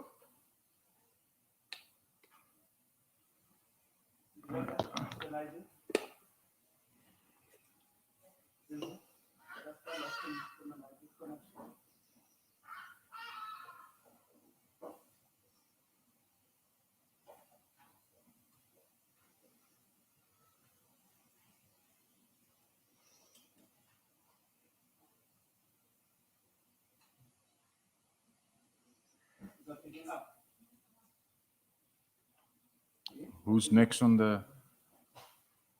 Should we ask for Vuyani? Mr. Vuyani, are you online? Yes, I am, sir. Thank you. Thank you, sir. You can go straight ahead. Thank you, sir.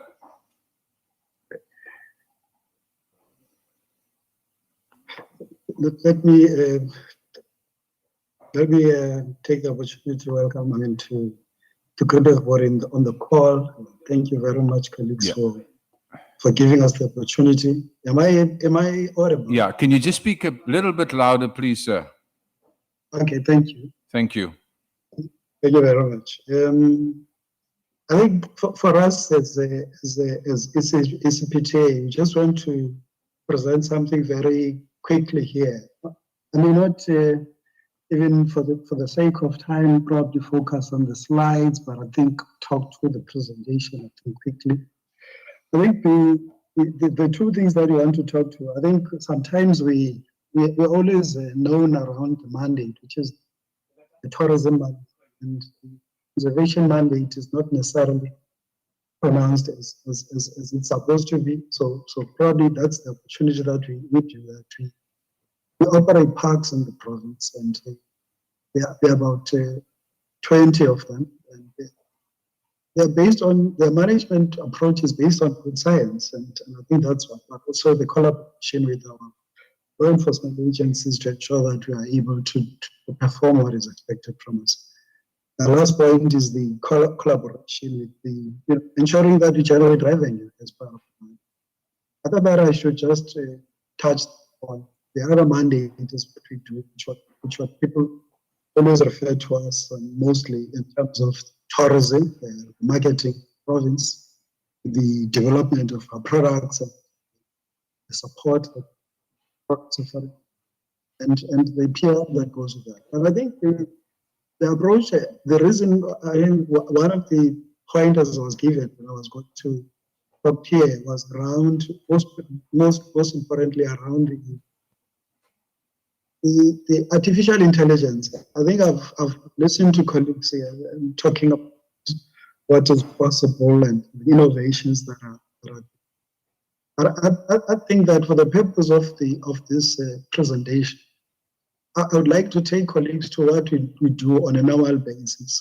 We've got about a workforce of about 300 field rangers. They're on the ground.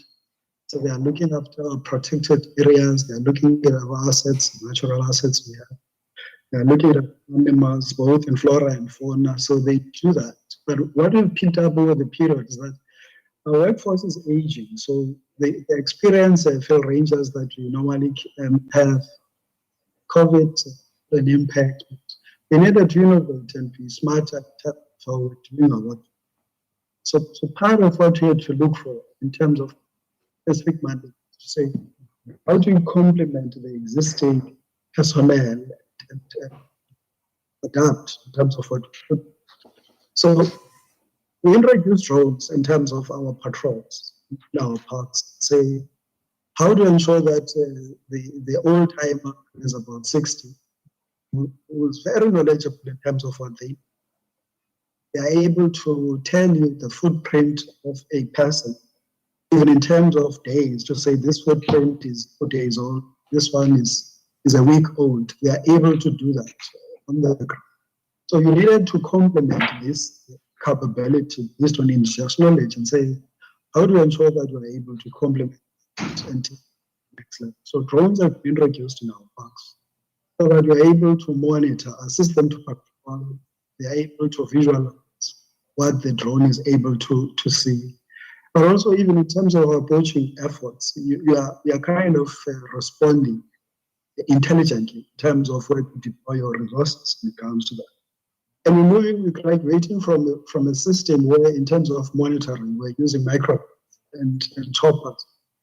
So the cost, because we don't own any of those, so the cost, the flights are over and above the, our full parks, is something that we're not able to sustain.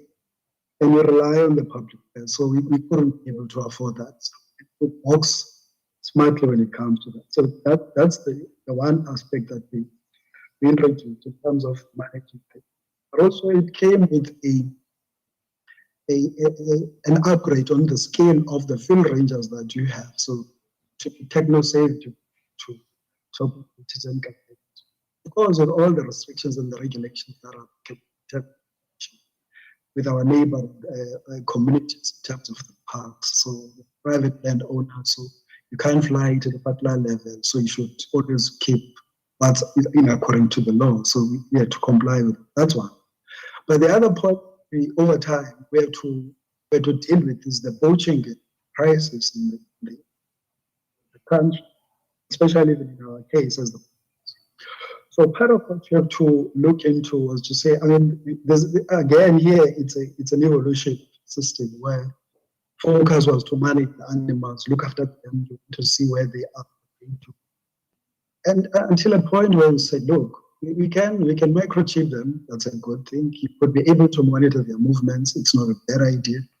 The one that is able to move, I mean, to see it moving in terms of monitoring system, you'll know that something is wrong with it. But also that exercise had to be capitalized. I mean, to put microchips in all these sensitive animals that you want to keep, it was costing us money. So to do that, but when you said it's an initiative that we are going to go through, we'll do it, we'll take DNA samples, we keep them in a DNA bank, so that if there's a guy at OR Tambo carrying a rhino horn, for example, you're able to take a DNA sample from that horn and work it backwards as to where that horn belongs to, which around 9 provinces has got DNA that matches the sample that we picked up from that child poachers. It's easy to do. So we've done that point. But we said, whilst we're focusing on that aspect, and there's a next level that we wanted to get into. And I think this was a chance innovation, but I think it's now 4 years old and it has been keeping us very good. So part of what we do was to say, look, the only intruder in our parks is a human being. Animals belong to the wild. So they cannot be the issue that we need to monitor. We just need to monitor human beings that are trespassing into the wild. And that's what we did. So the technology that we developed, I think with our partner, some maybe in the room, was to look into in terms of how do you monitor, using AI to say the image that I'm picking, whether it's night or day, I'll be able to isolate a human being moves around the house in areas that I know that I've deployed capability into them. So that's what we focused on. So we've deployed that. I think this now is a combination of many aspects. We'll have cameras that will be able to pick movements, that's one, but also connected in a closed network into the parking question, and they will fit the central ops room where there is a monitoring of all the cameras as they shape the actual. So that's what we did, and I think we have been working very well on that because it's able to do that. Night, I think strength of the cameras we have is about 2 kilometers. So with that quality of features that you are getting, it complements our patrol initiative to say how far and where must you deploy them. So there's some input in terms of what you thought. It has been keeping us well. But the other thing that we had to, just one project, and the other project that we graduated quicker, I think even before COVID was around the auction. We've been selling games online, and this we have perfected it. And the revenue is there, profits and the pooling, people are buying our app using the online platform. So that's something that we have to navigate ourselves quickly on. So that's probably generally what one would like to talk about when it comes to the conservation initiative that we facilitate. But the other part of our responsibility in the mandate talks to tourism, which has taken a knock sometimes. It was kind of closed. So, but what we needed to do was to box a little bit different. One of these that we had even before COVID was the app. So we took into account the inputs that from people that have downloaded our app, Explore Eastern Cape.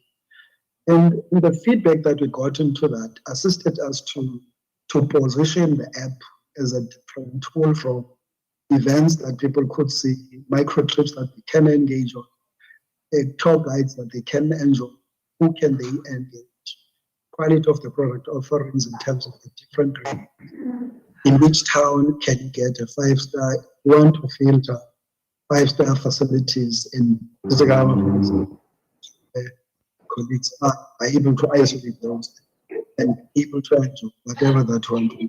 So that was one innovation that we considered. there's feedback. So that was one innovation that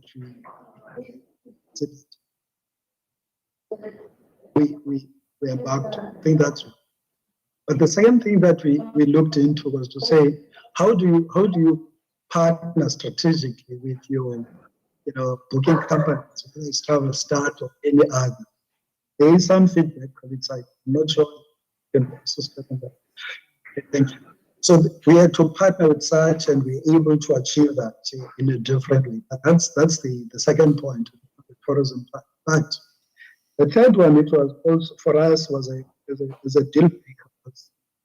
When people were unable to travel into the destination, so we had to facilitate something that will ensure that they keep the destination on top of mind. And what we did was to ensure that we put the top 15 iconic attractions, and people could visually see these ones. So if you link in our social media platforms, our website, one is able to see this. This is one.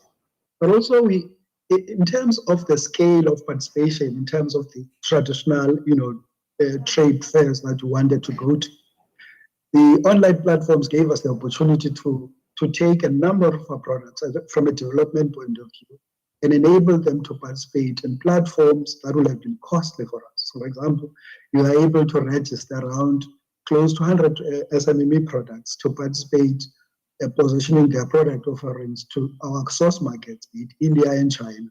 And this has assisted us. The promotional videos that we packaged, bombarding the social media space, position the Eastern Cape differently. And I think this conference came at the right time where the audited figures when it comes to tourism performance have been shared. And I think the Eastern Cape is the only province that is recorded positive growth and leading the pack in terms of domestic travel. And this is proof of the investment that has been made to that, to say, but you invested at the right time in a technology that put you above other provinces. And the result, the demonstration is in the results that we have received, which is good for us. So these have been popular now. The point that I want to end up with is that there is a tendency that you're forced by a particular situation to position your business in a different way.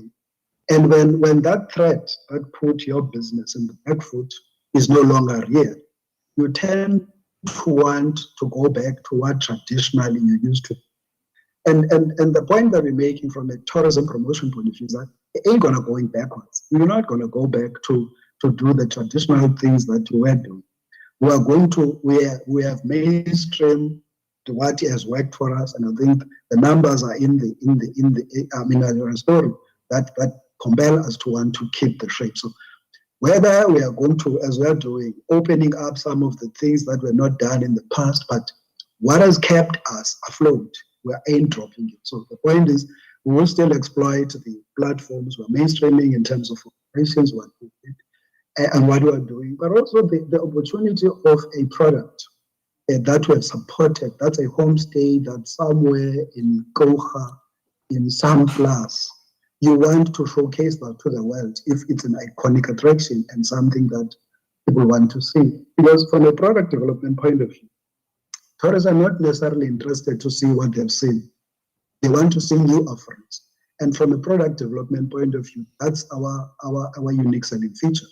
If you've been to Tsetsekam, you've been to Kocha in the past 5 years, what else is new that's there?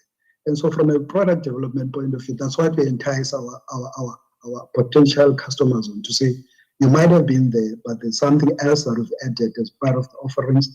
There's a new attraction that we want to do. So from a development point of view, that has been our unique feature, but not just the numbers. I think I must just amplify this point, which is probably proof of what we're seeing here. Is that what we consciously did was to strategically convert our traditional VFRs that we know that, I'm working out of the province. When I want to come back home, I'm going to go back and stay at home and sleep in the lounge. I don't mind the dining room in New Bright. No, I'm going to sleep in wherever the township or the suburb that I'm staying with my folks. But what we consciously did was to gradually entice people to move away from that and say, you might go and see your parents, but we are going to keep you interested and active at night such that you are ashamed to go back home. So it will necessitate that you must book a place for you whilst you are seeing your parents during the day. And I think that has worked. If we look at the numbers in terms of how much you've converted from the VFR traffic to people that are now using paid accommodation, it's proof that the initiatives that we worked on are working. So for us, that is the point. So from a tourism point of view, the diversification of the product offering is where we are focusing on using the existing platforms and technologies that we have invested on. Thank you very much for that, colleagues. Thanks very much, Mr. Dayimani. It's definitely encouraging to see what the Eastern Cape Department of Tourism is doing and how they're utilizing technology. So well done to you and your colleagues. Thanks very much. Ladies and gentlemen, our final speaker is Mr. Andile Stofile from Microsoft, who will be talking around the thought leadership on cloud. Andile?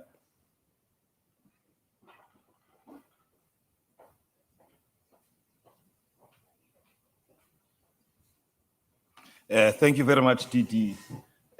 You know, when we say DD, we might think it's the Deputy President of the Republic. However, it's not, but I think you are adequately dressed to be referred to as DD. Ladies and gentlemen, you know, this is the graveyard shift because I'm standing in between yourselves and lunch. So I hope I'm not going to bore you too much.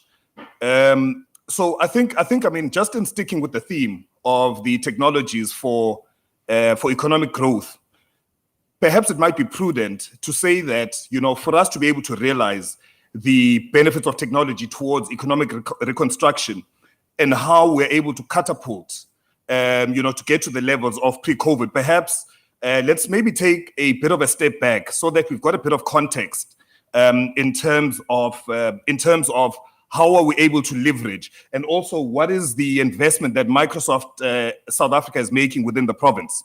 So I think maybe where we need to start is around Agenda 2063. Now, colleagues will all be aware that Agenda 2063 is really the blueprint which Africa wants to focus on with the simple objective of, you know, inclusive and sustainable development of the continent. Now, there's a very strong Pan-African focus within that, and really the agenda, you know, really wants to refocus and to reprioritize the African agenda so that Africa is able to become a dominant player within the global economy. And again, you'll see that the common thread within that is really around inclusive social and economic growth. And it's obviously then got, you know, there's certain programs, flagship projects that are there, including to be able to make sure that Africa, we develop a Pan-African e-network, again, for the basis of and the benefit of making sure that we create an e-society and also to assist with regards to service delivery. Now, let's take it a step downwards. So in his acceptance speech, the chairperson of the African Union made some very strong remarks around the 4IR and how it presents within the continent great opportunities. And in fact, it's actually a game changer to be able to make sure that Africa is positioned and takes its rightful place within the, within the global economy. And he moved to say that the continent, must adopt these digital technologies because it'll improve competitiveness and also provide fresh opportunities for inclusive growth. Now, there's the other thing which he spoke about, and you'll see also that this is the common thread that has been happening today, is around the skills revolution. And this would be premised on young people and digital natives, because these are the people that are going to be the ones who adopt the technology and make sure that, for an example, in agriculture, one of the speakers spoke about agriculture. Now, agriculture is there for Obudmlamli, who are the senior citizens. Now, it doesn't become a sexy industry. So how do we make sure that we phase out Obudmlamli and we take the youth like myself to actually be part of that revolution within agriculture? So, you then take it a step downward. So I'm trying to give a view that cascades down so that we understand where some of our policies come from. And it's not just done in isolation, but also then the response from Microsoft is actually one which is focused or which is premised on the Pan-African agenda. And it's not in isolation. So you then look at the National Development Plan. And really, the National Development Plan speaks to what the ICT objectives are for 2030. And it's very explicit around the power of information communication technologies, which will assist government to be able to address the socio-economic needs of the country. Of the country. And so it also mentions, and hence, you'll see the likes of Microsoft, it also mentions the president always speaks about the social compact. It also does make provision to say that it's very important that we have the social compact where private sector and all the other partners are able to work together. Now, we cascade it, a level down. We then have the Presidential 4IR Commission. And this commission was constituted by the president, of course, and it was really there to be able to advise government on how do we as a country leverage the 4IR technologies and also this digital economy, and also, what opportunities exist from a South Africa point of view. So what happened is last year in August 2020, Professor Marwala, who is the chairperson, actually handed what was called the landmark report. And that landmark report really had 8 key recommendations. And for the purposes of my presentation, I'm not going to focus on all of them. So the first one is around building human capacity in the area of 4IR. Now, you can translate that to mean digital skilling. There was the other one which spoke about establishment of a National Artificial Intelligence Institute for South Africa. There's then the other one, which I think we've spoken about this in length, but how do we as a country incentivize SMMEs to be able to adopt these 4IR technologies, but also make sure that these SMEs are able to do local innovation to be able to solve local problems. So it's local solutions for local problems. Cascade that a bit further. Now, within these 8 recommendations, and I spoke about building human capacity, you then had the Department of Communications and Digital Technologies coming up with the digital and future skills strategy. And again, within that, there were 8 key elements, and this was, again, to actualize what was in the 4IR Commission. There were 8 key elements, and these elements really looked at how do you equip South Africa and starting from basic digital literacy all the way to advanced skills, and to be able to assist South Africa to leverage Society 4.0. And it speaks about those. And again, we're cascading it down. So you can see, I'm hoping that you can see that this is a value chain. It's not just in isolation. It's a value chain where, from a policy point of view, South Africa is coming from. Now, I spoke about a bit earlier the economic reconstruction and development plan. And if you just look at that, I mean, there's Section 4.5 and Section 4.6. Section 4.5, just like how the Agenda 2063, just like how NDP, Section 4.5 speaks around the digital and communication economy and how that presents an opportunity for South Africa to be able to reach even pre-COVID levels. Because as Mr. Magibe spoke about, we're in trouble even before COVID. So we can't use COVID as a benchmark. We have to look at how do we even surpass the economy? How do we surpass those targets, which were pre-COVID?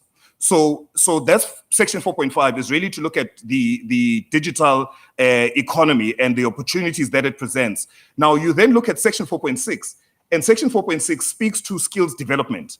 And that skills development says for us to be able to tap into this communications and digital technology, we need to make sure that as a country we've got the right skills. Right. And it also speaks about the demand side and the supply side. So meaning that we need to make sure that if there is a Microsoft which has got a demand for particular skills, we need to retrain the workforce so that they're able then to capitalize on the opportunities that are brought by the likes of a Microsoft. I spoke about a bank earlier on, which put out a public advert, which they required, I think, about 3,000, 4IR skills, if I may call it that. Now, that is the demand that is coming from South Africa. And this is just one particular bank. And we need to make sure that the workforce then is able to capitalize upon that. Now, within let's come back now to the province, because Sisepondweni. Now, having read the state of the province, the Honorable Premier had mentioned that, and let me just quote what he said, that we spoke about a focal point for digital transformation, as well as the retention of ICT skills that will have a multiplier effect for the Eastern Cape. So this was what he had said, is we have to, as a province, be able to retain the ICT skills that we have, but to be able to have those skills, we have to make sure that we're able to train these skills or train these people to have the relevant skills. So what is Microsoft then doing? So we have, and I'm hoping that what's going to happen is that, you'll connect the dots. So everything that I've mentioned previously, you're going to connect the dots so that you're actually seeing that what I'm presenting here, again, is not done in isolation, but actually is part of the national agenda. So we're pushing the national agenda and not just, an Andile agenda, which he thought of. So the investment that we have made is the Eastern Cape Digital Skills Virtual Innovation Hub. And again, this is along with the theme, Wenatlamela, on, how do we reposition even the Eastern Cape to be able to, leverage all these technologies. And again, the economic reconstruction of the Eastern Cape. So what I'm presenting here is really the model that was, again, launched by the Premier and our MD. I think it was, must have been about August.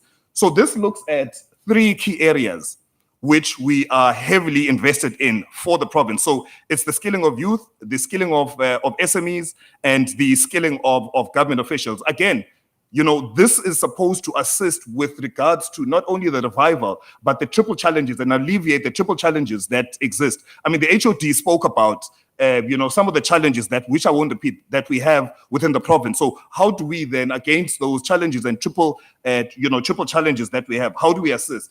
I'm not going to go through all of them. So the first one, let's look at the skilling of youth. So the first initiative that we have deployed in the province is the Digital Schools Initiative. And this is around making sure that the schools in the Eastern Cape province are able to leverage remote teaching and remote learning, just like the schools which are in the affluent areas. So the schools, which of course have got the relevant infrastructure, and that's where, Open Lamli and your PBIs and all of those organizations were able to provide connectivity. That's where they come in. So how then do we assist those schools to, for remote learning and remote teaching, leveraging the Teams Edition for Education? So that's the first one. So we've already deployed, in fact, I think in June, we had already deployed that solution within the Eastern Cape. The second one is around the AI University. And this is a 1-year short, it's a short course, and it's premised on blended learning. It's really centered around Microsoft AI engineering. And it's, the idea is that how do we make sure that EWUSU, you've got a department which is focused around this. How do we make sure that in other TVETs, as an example, because the idea is that your institutions of higher learning are the ones who are going to get trained, and then they're able then to deliver that onto the students, so that, again, we build these highly technical AI engineers. And so it's a combination of classroom learning, it's a combination of actual practical-based learning, so that the skills that employers value, not only do they have the education and the certification, but they've also got the practical application, so that, again, they are work ready rather than just, training for the sake of training. And this curriculum has really been developed to make sure that what employers value is one, we were able to hit that, but more importantly is to allow for these students to be able to develop the next generation of AI intelligent solutions.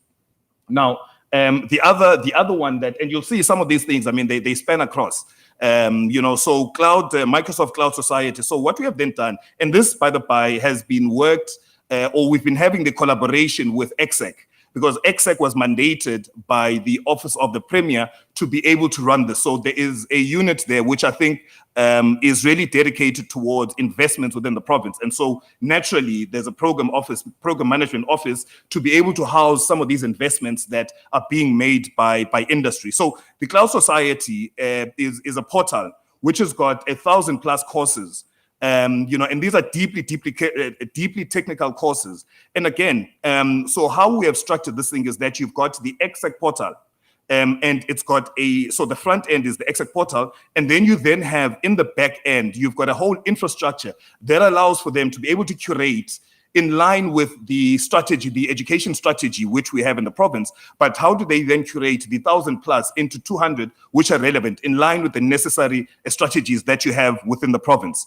The other one, and I'm not going to go through all of them, but Usia spoke about the emerging partner program or the Black Partner program. Again, within the state of the province, the Premier was very clear that the partnership with Microsoft is going to develop 16 and make sure that we've got 16 SMEs through the program, which Usia had mentioned. And the importance of that, I can't emphasize, is that from a local economic beneficiation point of view, that becomes critical so that you're not parachuting organizations, the big five from Johannesburg, and they come and deploy skills here. So the rand has to circulate within the local province. So that's the investment that we want to make. We want to build these guys to be able to compete with the big five. And not just become silver partners, but become gold partners, purely because, again, as Usi had mentioned, Microsoft in the main does business via the channel from a global point of view. So we need to make sure that our SMEs are able to tap into that. He also spoke around the Global Skilling Initiative. I won't speak about that. Let's then head over into the skilling of officials. Now, from a skilling of officials, I spoke about Cloud Society in a box. You also then have the community training. Now, these interventions are to make sure that our government officials are not, they purchase a lot of Microsoft suite, and these are really high end. Now, it's to make sure that you don't have wasteful expenditure, because what happens is that you buy a Rolls Royce, but you use it like it has. And this is what we are trying to prevent. That becomes wasteful expenditure. For me as a citizen, that becomes a problem. And as a technologist, because I understand the power that the technology has to be able to assist my grandmother, who is in a queue, who doesn't need to be in a queue, how do we make sure that there's those efficiencies? So the community, so if I said that the Cloud Society is deeply technical, the community training platform is really one which takes you from a basic digital literacy.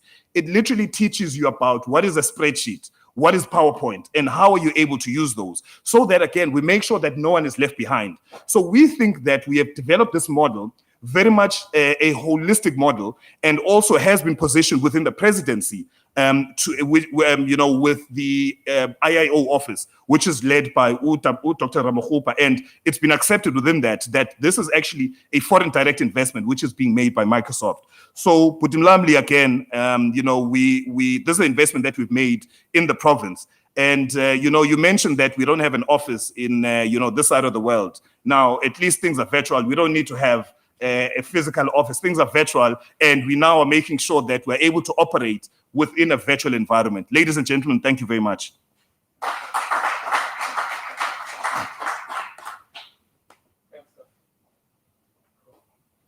So we've come to the last part for the session. Thank you very much, Stoff. Thank you very much, Dee, and thank you very much to all our partners. We have organized some nice goodies for you. On your way out, you can get yourself a nice bottle of red wine and a nice bottle of white wine. And as you leave, it's something that you can appreciate and enjoy. It's a goodie bag, compliments of Microsoft. So Andile, it was nice to end on that note, and we can chill. We are trying to facilitate a boat cruise for those who are staying over, but we're just wanting to check the numbers. So Ndileka here will look at the numbers, but we want to do it when the sun, Kotuka, has, is sundowning time, so that those who didn't bring golf caps are not punished by the western sun. It can be very hectic. I was in Fort Beaufort on Sunday, and I really felt that Bensamakai. So the sun there does not play. Those who are staying, who would like to get some hospitality for the golf tomorrow, but the main day really is the weekend, Friday, Saturday, Sunday.